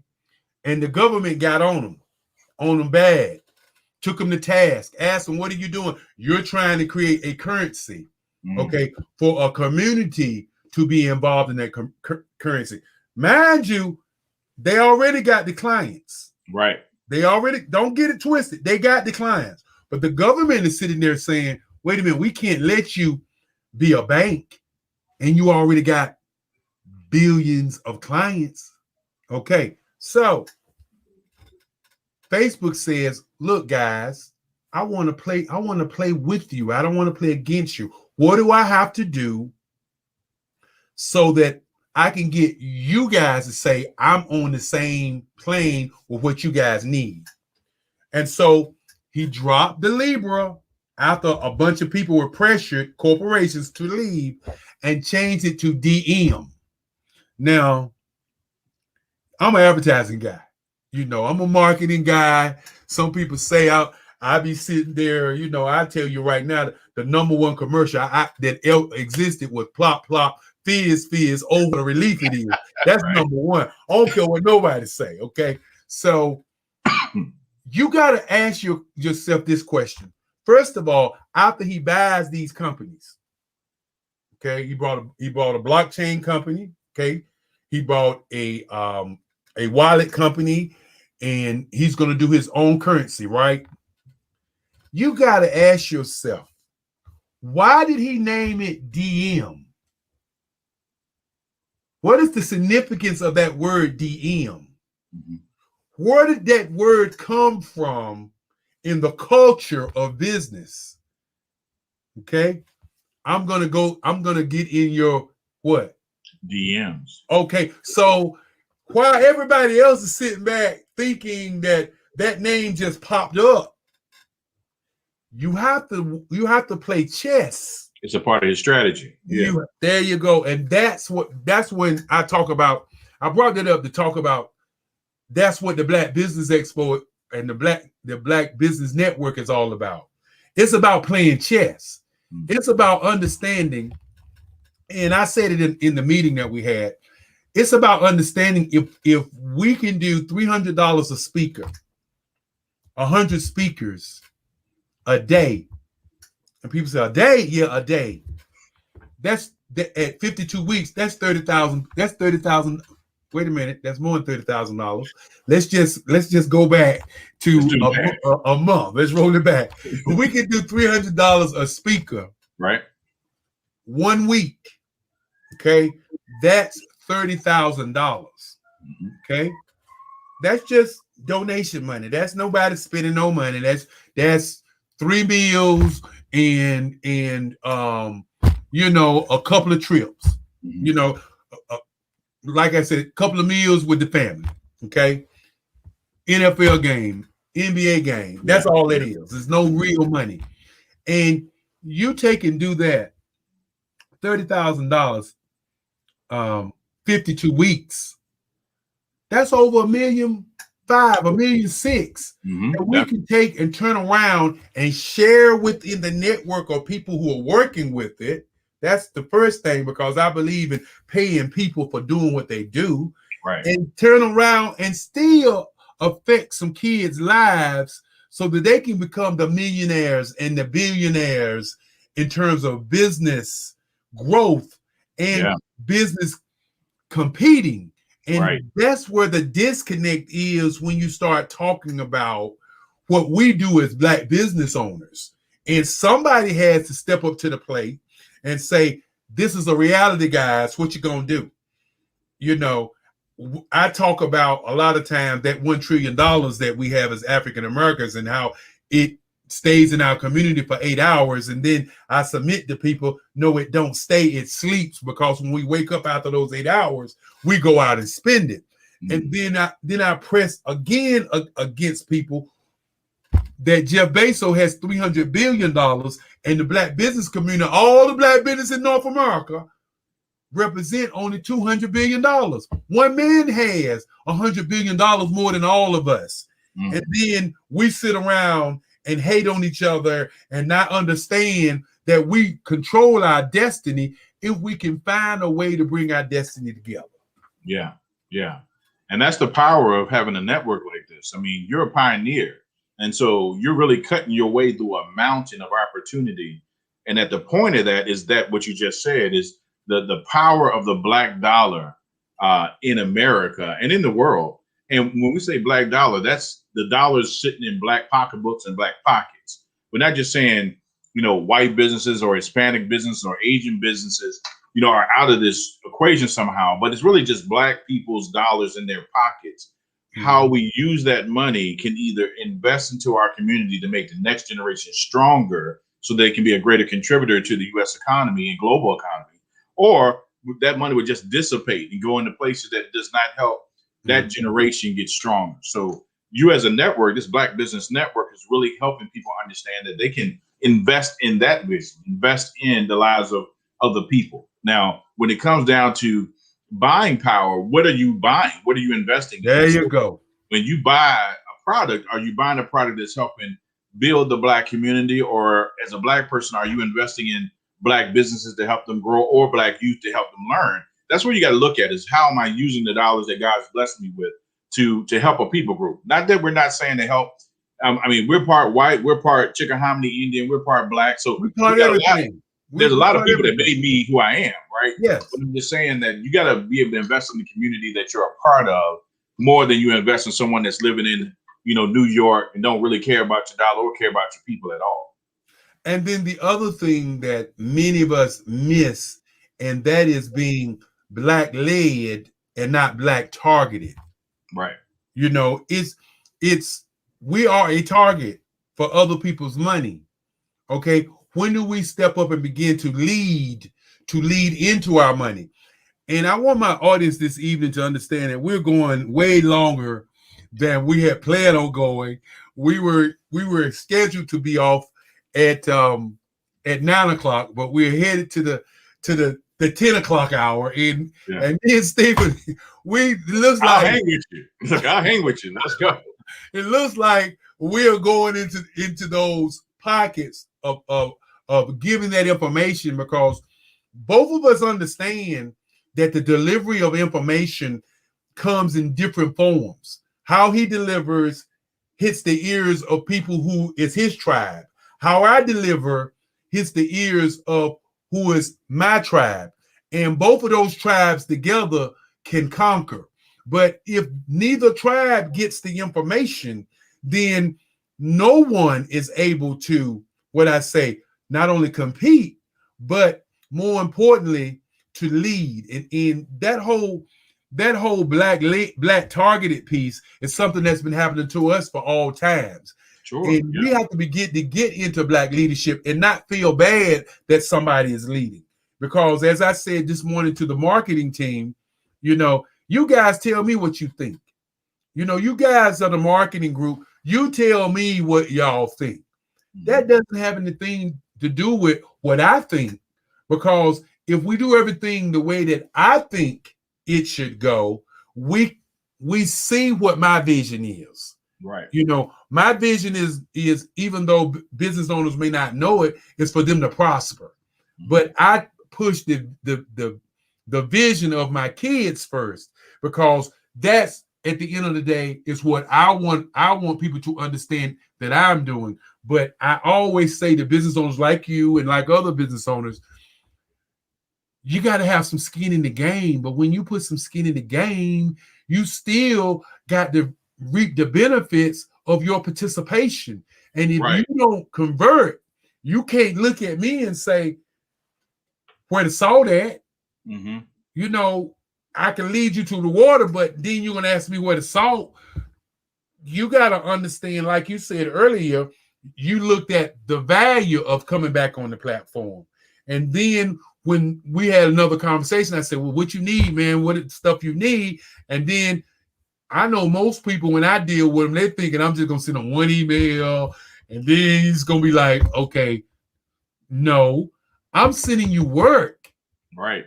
Because at the end of the day, is that not what a person wants? Don't you want some work? Yeah. That's the thing. You give me everything I need to be equipped, then I can't say I'm not equipped. The issue isn't that I don't have what I need. The issue is I'm not using what I was given.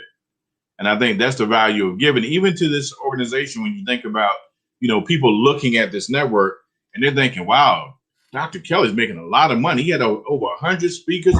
All he's on 7 days a week, 24 hours a day. Man, he must be getting paid. They don't know what I know. They don't know that it's costing you to do this. That's right. You're not making the money. You're spending money to do this. And I also understand, like I said, my great grandfather, a strange guy. I always smile when I say his name. His name was, for y'all who don't know, his name was Henry Stansel. But anyway, the reason I smile is because if you understand what your mission is, my mission got me to you. You see what I'm saying? My mission got me to Kim. My mission got me to the National Mastermind Group. My mission got me to Fran Harris. My mission got me to George Frazier. My mission got all these people. I'm calling out the people that are busy. You're busy. You're not sitting at the house saying, I'm waiting for somebody to call me up to do something. That's not what you're doing. So I work more now. I work 12 and 14-hour days every day, almost 7 days a week. If I want a pastor, I would be working on Sunday mornings too. But yeah, I'm putting in the work. And the thing that people don't understand, when I say if you put the mission first, the money is going to come. We had probably 20% of the people who came on our platform to donate money. Now, some people would say, well, you're doing a great job, but you only got 20%. But what people don't seem to understand, that no matter what you do, you're really only going to get 20%. That's the Pareto principle. It's the 80-20 rule. And I was sitting at my board and I was telling them that, and one of my board members said, but Eric, we need 100%. And what I said to them is this: the only way you get 100% is you get the right tribe of people. That's it. I was going to say, buddy, that's the answer. And if you get the right tribe of people, you can get 100%. But when you are building a Microsoft or you're building a Facebook or you are building something that nobody else ever done, you got to go through the what I call the bumps in the road to get there. Because if I don't do 100 people on the network, right? If I just do 10 people or 15 people or 20 people, then I miss my target market of what the people that the tribe I'm trying to get to, because they're able to look back at it and say, I want to be on that platform. And right, because you're not just trying to build a network, you're building a community. It takes a whole lot of different people to build an actual community. So if it's 10 people, you're just doing a workshop. That's look, I'm telling you, when COVID hit, and you talked a little bit about COVID. When COVID hit, I was calling the guy at the hotel, and he was talking about how things were going and what wasn't happening and how he saw things, and he had information I didn't have.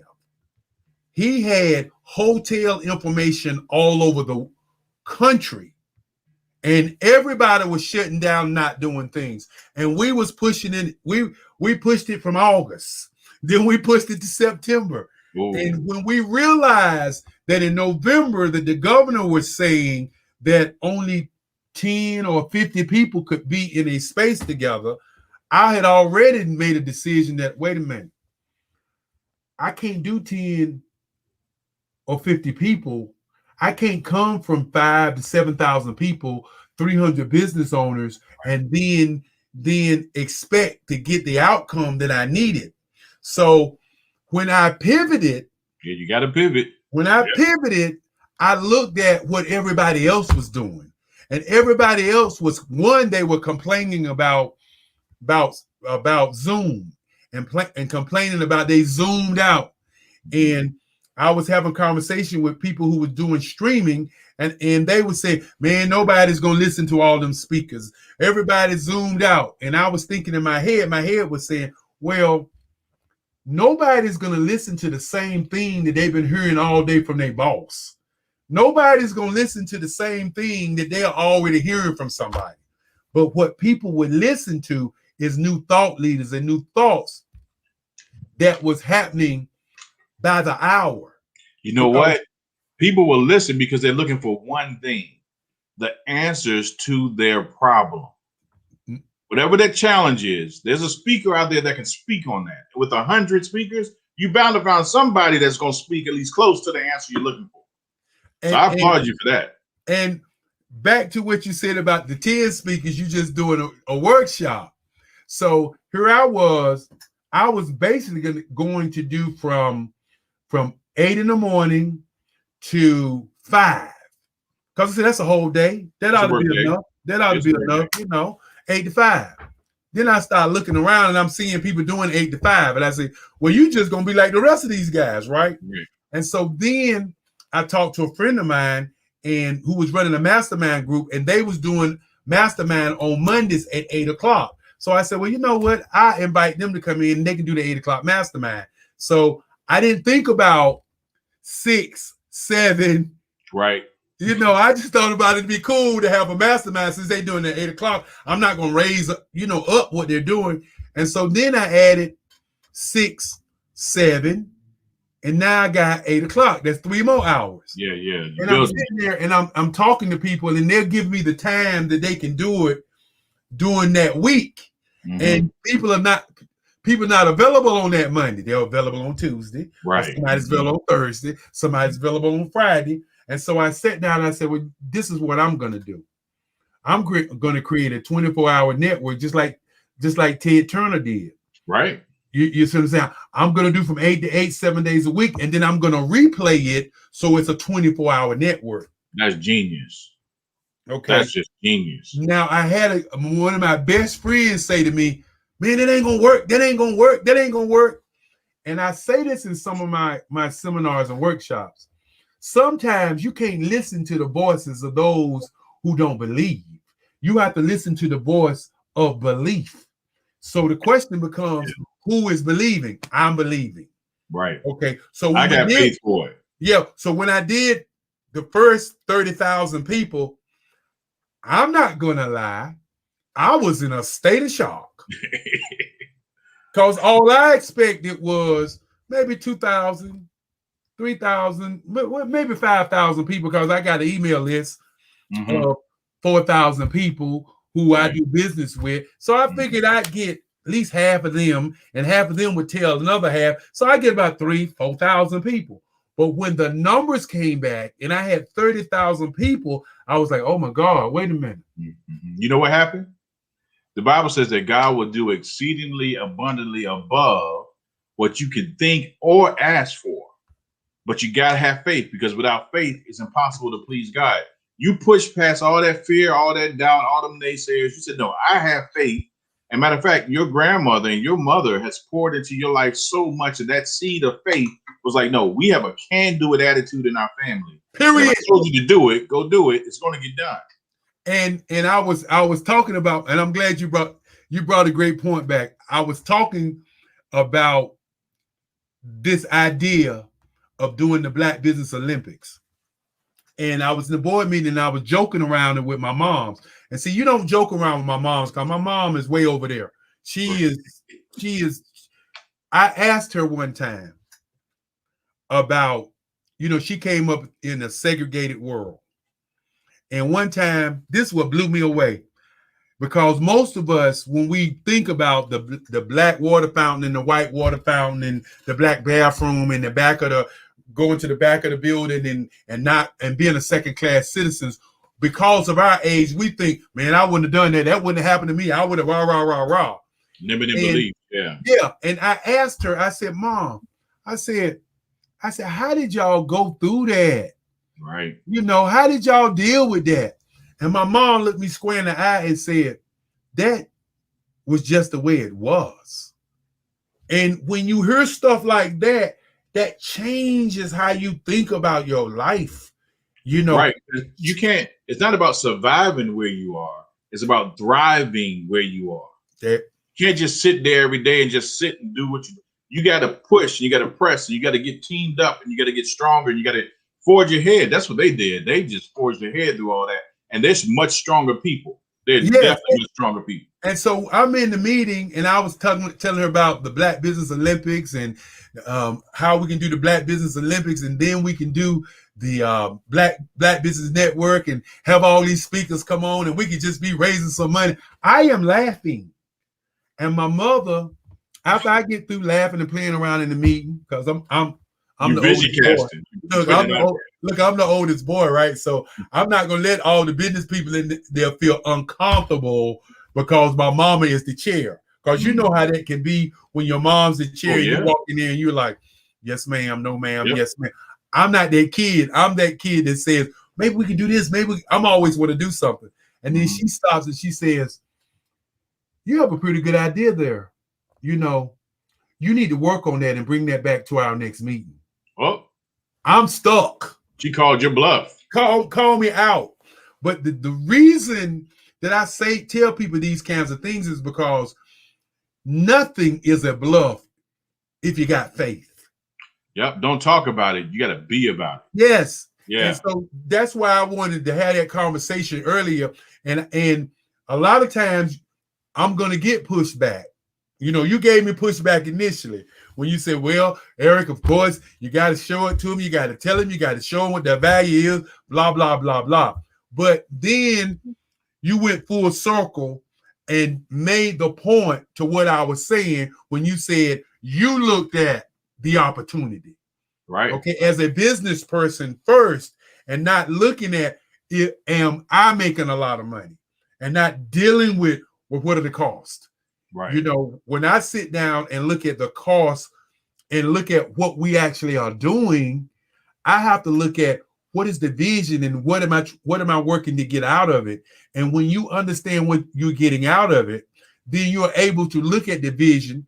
And if you are creative, and that's another piece, if you're creative and you've been in this business for over 40 years, there's a lot of things that I'm able to do and put together and set together and work where other people can't do it because they don't understand the method. Right. And there's a difference between cost and value. cost and value are completely different. Because if I sat down and I said, well, I'm going to sow a $50 seed into the children, no, I need to pay $100 because that's what it costs.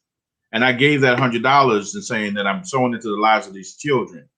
The value of the opportunity far outweighs it. And it's not even a 10x value. It's not even 100x value. It's like 1,000x value in terms of what has happened since I sowed that seed. Yeah. And again, you know, I want to thank you for being on the show. Again, ladies and gentlemen, I want you to know that Stephen has worked with networks. I'm not going to be surprised when he comes on his show. He probably got to have commercials and all that stuff, and people going to be paying him. I ain't gonna make $1 of that. No, the kids are gonna make money. If hold on, let me finish. Okay, but I'm not gonna make $1 of that because that's the way it's set up. You get what I wanted to say that because people don't get it. You know, they think that when you bring great people on and great people are doing great things, that you're supposed to eat off their table. I don't see it that way. I know if my kids can get just 1% of what you're able to do, I'm happy. If my kids can get a portion of what you do, I am happy. Because at the end of the day, like my great-grandfather said, the number one thing is to think, and you can get some money. I'm going to earn me some money, you know, but my kids are what this thing is all about. And again, like I said, it's 10:04. You got your hour in that I promised you. That's right. I know you're man of your word.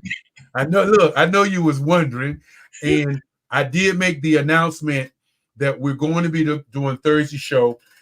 I'm planning on doing it each week. And so we will have another conversation to talk about the strategy of launching it.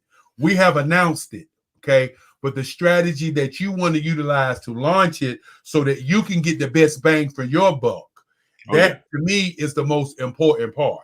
Okay? Yeah, I'm already lining up some guests, so I'm excited about that. And we are excited too. But like I said, if you decide to do commercials on your show, whatever you decide to do with your show, you're going to be talking with Mark.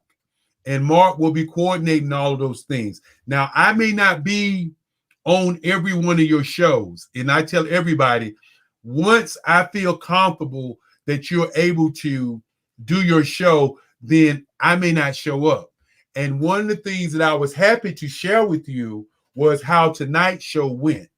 You know, how I was not even here and how you can have things set up so that you can be where you need to be and do multiple things and still do your show. I don't believe in videotaping your show as the product, but I do believe in having tape ready so that you can have time when your speaker is not going to be there. You can have time when you're preparing more information. Is there anything that you like to say to the people before we get out of here? Well, first thing, if you're still watching, thank you. Thank you for watching the network, listening to Dr. Kelly and I talk about the vision and being willing to just hear and how you can support. You know, the greatest thing that you can do is sow into the life of another person. And the fact that you're here and you're watching, you're hearing us talking about the youth, and the fact that this network is expanding and it's growing, and these speakers are going to come on and they're going to speak into your life.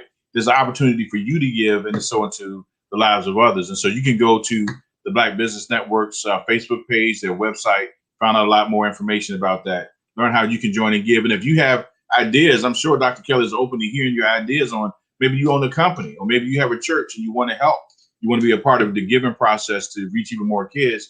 You know, we're all open for that. And plus myself, Sadi's there. She owns Prosperity Financial Services. She's one of my biggest supporters. And so anyway, tell her that look at her calendar. See how it help people. Tell her to look at her calendar and get a 40-minute presentation ready between June 7th and the 13th. Okay. Choose a time. Tell her to choose it. She's one of your clients. Tell her to choose a time, and we're going to let her tell, as I say, the world about what she does. Wow. And that didn't cost her nothing but to say hello. and she's there supporting. And you see, that's what Dr. Kelly does. This lady did not know. She's one of my business consulting clients. She had no idea. She's watching this video. She's here, and she just says yes. And Dr. Kelly sees it and says, "You know what? I'm gonna bless her. I'm gonna give." That's what he does. He gives, and that's why he's blessed, and that's why he's blessing. She's right there. She's excited to ready to find go. out. But this is the thing that people miss. This is what they miss. And I'm just gonna make this point before we get out of here. And the reason I do what I do is because I understand the value of people and who they are and their time. You sat here and gave me 2 hours. Okay. Now, your 2 hours, if we were to break it down and say what your hourly fee was, It's and say $400 what an my hour. hourly fee was, That's then we're talking about at least $800 an hour. Yeah, Yeah. we're still talking at least $1,000. Okay. Yeah. And then we also talking about 30 days of work that a person will have to do after our 1 hour conversation, because that's the power of what both of us bring to the table. Mhm. Okay. A client of yours who supports you shows up. Okay. Their hour, let's add their hour to our hour. Right. Okay. You saw Barbara H. Smith, who's a phenomenal speaker. Oh, she's She amazing. teaches six-figure speakers to speak. Mhm. She said something online. Let's stick her hour in there. Okay. Yeah. And that's really, now you're talking about 6 hours. Okay. That's 6 hours. Wait a minute. 2, 4, 6. That's 8 hours of time that's being committed to what we're doing right now. To empower the people watching the network. That's what it's all about. And we can again talk about it, but again, being about what we're doing. And no matter, and I say this to people all the time, no matter what you did in your past, Mhm. okay, your past don't define your future. Right. Your past don't define your now. You know, I talk to a couple of people, to business owners all the time, and we had a conversation about one of the people that was on the network. And I always say, what I can say about somebody to another person, I can say to their face. Right. When people don't understand the power that we have as a people and take it for granted and take from the table, you know, it all comes out in the wash. Yeah. You know, here you are, you know companies and corporations, and you've said, hey, Dr. Kelly, look, man, I know you're busy, dude. You can't do everything. I have some skill sets in this. You share the information with me. Let me read it. Let me see what I think, and then let me see what I can do. You never once said, like some people say to me, look, man, I'll get you this. I can get you this. I can get you this. I can get you this. And then turn around and say, but it's going to cost you this. Right. Because you ask me. Mhm. You get where I'm coming from? Yeah. I'm not Yeah. asking. No, I tell people all the time, I draw and paint for a living. My paintings start at $10,000. My pastels start at $4,000. I could just get stuff and call it a day and not do none of this. But my grandmother, rest her soul, would be saying, so what you doing? My great grandfather would be saying, oh, you got skills and you're not using them. Okay, why you got a brain? My mama would be saying, you acting kind of incompetent, ain't you? And those are the kinds of things that more people need to think about, as opposed to think about how much money I'm making. Because, You know, you bring a good point, because everyone that's watching needs to realize you can always do more. Like what you're doing right now in your life and in your business, you're doing based on the effort you feel like putting out. boom. But you can always do more. So this is that season right here where you say, you know what, I'm going to do more. Why? Because if you do more, you get more. So you just need to lock and load and keep watching the network, keep listening, write down what you learn, apply what you're hearing, sow a seed into the network and to the kids' lives, and watch what's going to happen. You will not be where you are right now next year. You're going to slowly, one step at a time, grow and get stronger and be in a better place because you did better things. And when people wake up and see this network on every day with regular folk Yeah. who are putting on presentations like they want to put on the presentations without somebody standing over their back Right. and saying you messed up. See, the thing people missed, and I work on not missing stuff. The thing people missed was reality TV. When reality TV showed up, it came up with people having narratives, Mm-hmm. and then they're utilizing their narratives, and they just being who the heck they are, and people tune in just to see what was going to happen. What they gonna do? Because on regular TV, you already know that the hero gonna get the girl, It's all scripted. the bad man gonna die. Mm-hmm. There's gonna be a chase scene in there somewhere.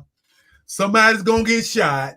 You already know what's gonna happen. But when you're able to tune into something and you don't know what's gonna happen, then that allows you to actually be thinking while it's going on. You're not being entertained, Right. you're being educated, Yeah. and you're being inspired at the same time. That changes the game for everybody because, like I say, this is reality TV. Yeah. And you get what you see. And when you say you can do more, sometimes people don't understand what that word more means. Mm-hmm. Matter of fact, I'll do a little exercise real quick, and I'll show you what more looks like. I want you to take your right hand and stick it up in the air as high as you can. Now I want you to raise it. Okay. Now I want you to, I want to stick your hand as high as you can. Now I want you to raise it higher. See, this is the way it works. When I said raise your right hand as high as you can, you raised your right hand. But when I said raise it higher, you actually realize, well, okay, I'm gonna raise it higher now. But see, the reason why you didn't follow the instructions the first time is because you did what you felt like doing. There it is. And when I gave you the second instruction, you had a choice. Either I can just stay this way or I'll push myself and I can do more. We can always do more. Matter of fact, I'm sitting down. I can stand up and then I can stand on my chair and then I can jump higher. There's always different levels of effort to give you better and better results. But it's up to you to choose to do that to really change your life. Well, I'm glad you said that because that rolls me back around to what I said to you about your art. And I know you was gonna smile. They don't know. They don't know. No. I told you this reality TV, man. They don't know what they're getting. We two brothers having a good time, and we should have a good time. Yeah. And it's the same with your art. And I said to you, you could do more. Oh yeah. And you was thinking and saying, well, I don't have this and I don't have that and I don't have this and I said, hold up. Let's have a conversation about what you don't have. Mm-hmm. And then once you have a conversation about, and that's how your My Purpose, My Power really manifests itself. When you sit back and you look at really as an individual, what you really have, right? You can discover your power. But a lot of times you need people to stop you in your tracks because you weren't looking for any mentorship from me at that moment, but it was my turn. Even though you was mentoring me on stuff, it was my turn to mentor and say, hey, hold up, man, hold on. Wait a minute, bro. Wait, hold on. You know what? I'm gonna tell you something. What you don't even know, and I didn't even tell you when we were on the phone for 3 hours that time, and I didn't even tell you what happened. This is what happened. I heard you say on watching the Olympics, I heard you say that you do art for a living and that your art sells for lots of money. And I think you said over $10,000. And I sat back and I was like, well, I got 90 paintings that I painted that's in my storage unit. He's getting 10 grand plus per painting. And I was like, in my heart before God, I was like, how does he do that? I was trying to sell some of my stuff and then I didn't get no $10,000 for it. And I was like, how does he do it? And it was like a quiet prayer. And through the process of time and me connecting with you, you gave that to me, like it rolled out. You was like, this is what I did. And this is why you do it. And this is how you just gave it to me. And I was like, praise God. That's an answer to prayer.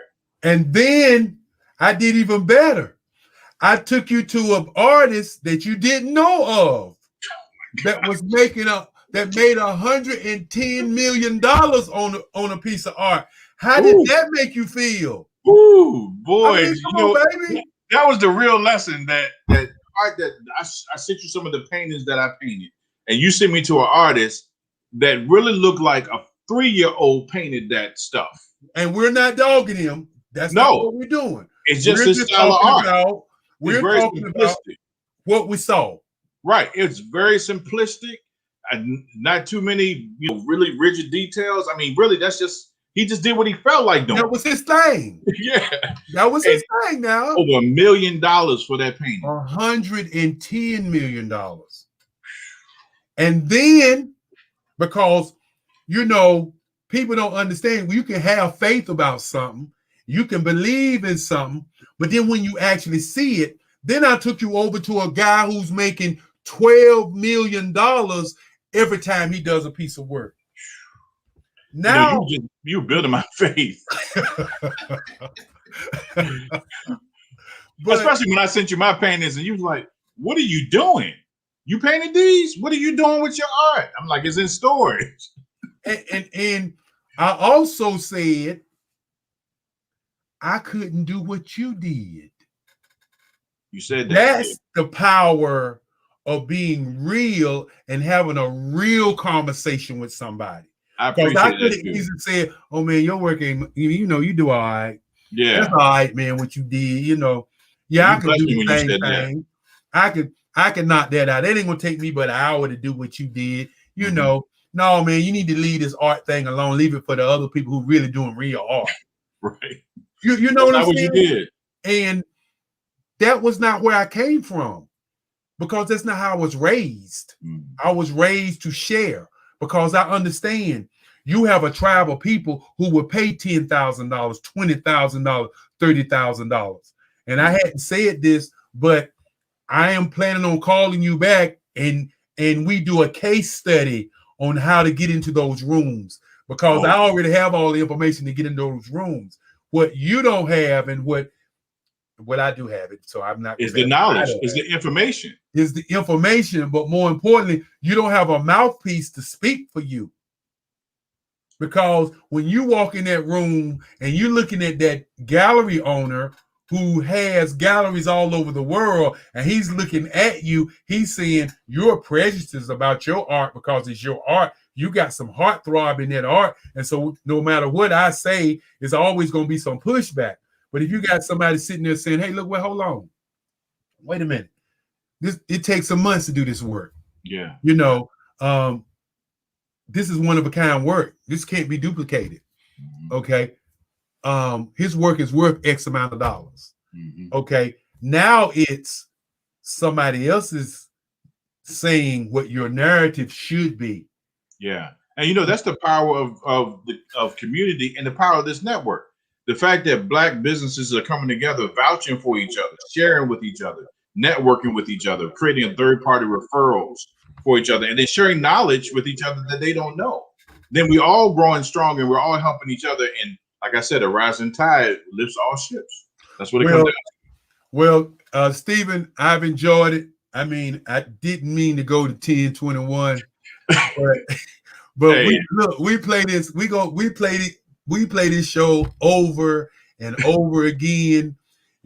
Somebody may have not seen it tonight, but when I go back and look at my analytics and see what I was able to do, because a lot of people say, well, how you get the numbers? How you know the numbers? Yeah, you saying you're doing them in the, well, where the numbers at?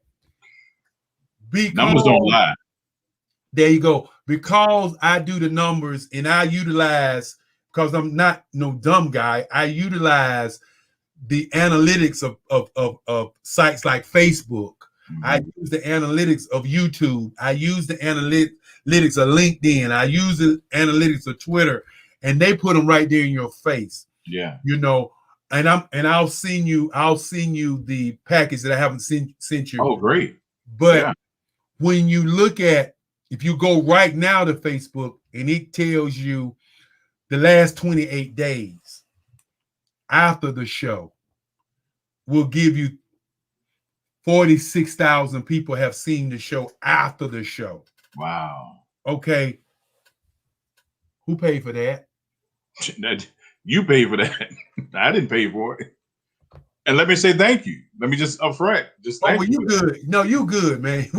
And you're welcome. But this is the thing and the kind of conversations that I need to have with business owners on this particular level so that people who listen and see what we, notice I didn't say that we are doing can understand what's really going on, because this is something, like I said before, that's never happened before. I'm waiting for somebody to call me up and say I can't do it no more. That's what I'm waiting on. I don't know if it's going to happen, but I'm waiting for somebody to call me up and say, text me or email me and say, you know, that Black Business Network that you're doing, you can no longer do this on the internet. Oh, wow. We got to shut it down because you're empowering too many Black people. I'm waiting for that. I'm waiting for that to happen. Until I get that call, I'm gonna keep doing what I'm gonna tell you what. One door closed, another door will open. So they're not gonna stop it. Look, as long as the people can unite, we can continue spreading good news and start empowering people and helping people grow stronger. There'll always be partners that'll come alongside you and say, you know what, they may cut you off over here, but come over here. I got a television network that's global. I reach more people, and I'll get you on there for free, and help you out. So yeah, we're gonna make it happen. Well, I do know that there are 2 streaming services that we send our information to, and one of those streaming services want us to be on their streaming service. And I'm just giving some breaking news for people who don't know. And we are actually looking at how to buy our own network to do like this. So I do have a couple of people, networks that I've been talking with. And my thing is this: if you give people what they want, they will give you what you want. Yeah. When your value is not, when you don't value your value, then your value is not valuable. And I always say, what you're looking for is looking for you. And the most important one to all of that is you get what you set up. And I think a lot of times we don't think about the setup. We think about, we get what somebody's given us. And the reason I brought out the amount of money and the amount of hours that people put in, I want people to understand that I value people's hours. I value people's time. I only ask people to imagine what they can do to earn more money on what is already laid out for them. And if they can just do that part for me, just that little part, it gets bigger. Yeah. It goes further. The guy that we had here on Singapore said to me, and I was just interviewing him on the way out, and I said, with this cryptocurrency stuff, the Black Business Expo need their own money. And he said to me, you can have your own money. Okay. He just opened up a whole nother world for me that I didn't know was even open. I'm playing, I'm messing around because I'm paying attention to what's going on. And now my mindset is on, okay, look at what Facebook is doing. They got an audience, Oh, don't steal it. Don't steal it. She's a money lady now. Prosperity Financial Services. I said, look at what Facebook is doing. Facebook is creating a marketplace of people, and now they're going to do their own cryptocurrency. Sure. What is that to keep us as Black business owners of the $200 billion not to have our own currency and to buy and sell with each other? Somebody got to open that door. We can't sit around and wait for everybody to do everything as usual, and then we come in the back door. Well, there's Black business owners that, and probably investment firms or angel investors that hear you say that, and they're thinking, how can I get a piece of that? How can I be a part of that? Not only that, but there's other cultures, white, Indian, Chinese, Asian. It doesn't matter, that are saying, you know what, I want to give to the Black community. I want to help out. How can I help out? And I want people to understand, because, when you say Black Business Network, you still got to look at where the money at. Companies and corporations who want to be in front of these Black business owners and these numbers that we're putting down. Yeah. Don't think I'm not thinking about or better yet, I should just go ahead and say it. That's how I got here. Mm. You know, I got here by companies and corporations saying they're targeting Black businesses and we want to spend some money to get in front of them. Yeah. Now, we haven't done much corporate sponsorship on the one in February. And I tell people all the time, sometimes your staff and sometimes people are going through hardships, but you still got to execute. So we executed. But in November, we had corporate sponsors who stood up. And in June, we're going to have corporate sponsors who stand up because we understand, we understand what we're doing. And I keep looking at that clock because I'm going to shut us down at 10:30. So before I get out of here, I know this is the second time. How can people reach you, Stephen? How can people have you to come and do a consultation to see whether or not you're the right coach for them? Well, they can go to my website, mypurposemypower.com, and they can look at my website. They can see all about who I am and companies that I work for. On my About page, you can go through, see all the networks that I work with, and just get a feel for my background. You can see my current client list. And the clients that I listed on the page are the ones that I've been working with for the last 2-3 years. So you can kind of see the scale, of Fortune 500, Fortune 100 companies, small mom and pop companies, podcasters. There's a lot of people that I work with to help them grow their companies to scale and just to be better, to be better as people and be better as contributors in our community. So yeah, mypurposemypower.com. And I just launched, because of Zoom, people are tired with Zoom, but I just launched customzoom.biz. So that's another way that you can reach me, and you can check that out, check our new website out, customzoom.biz.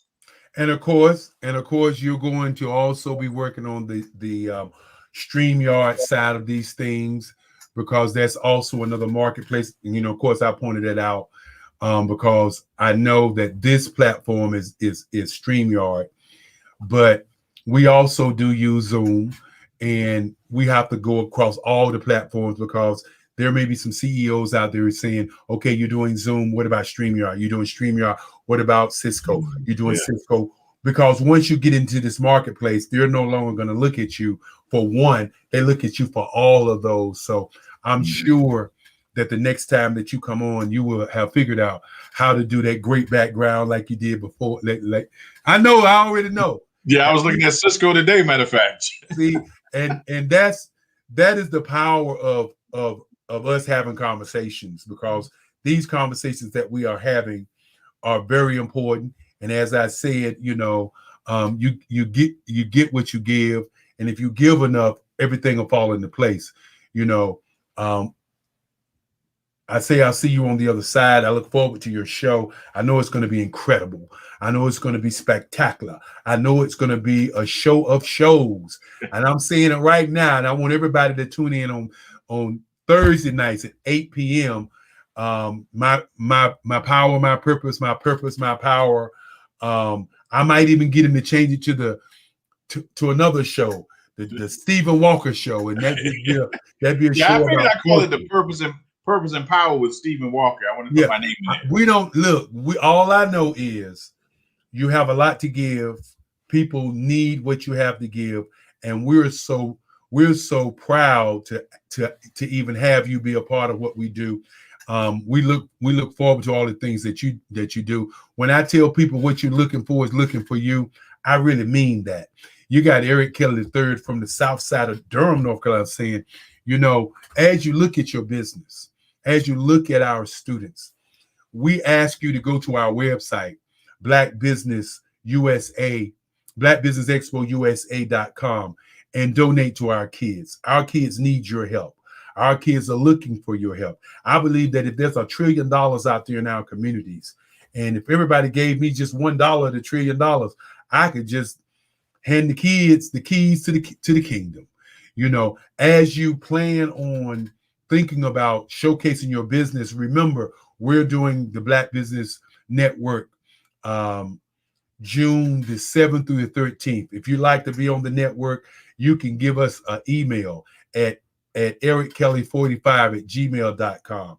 You can also give us a call at 919-308-9090 if you'd like to reach me and talk about being on the network.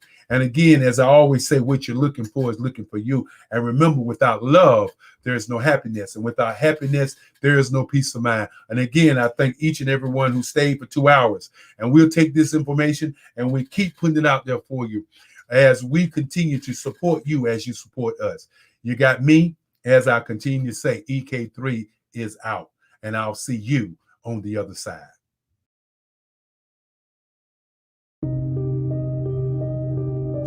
The Black Business Expo is changing my life.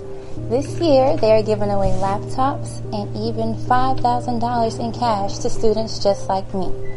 I'm Alexis, and I want to go to college to fulfill my dream of becoming an entrepreneur. Help the Black Business Expo going to www.blackbusinessexpousa.com and also becoming a vendor, a sponsor, or donating.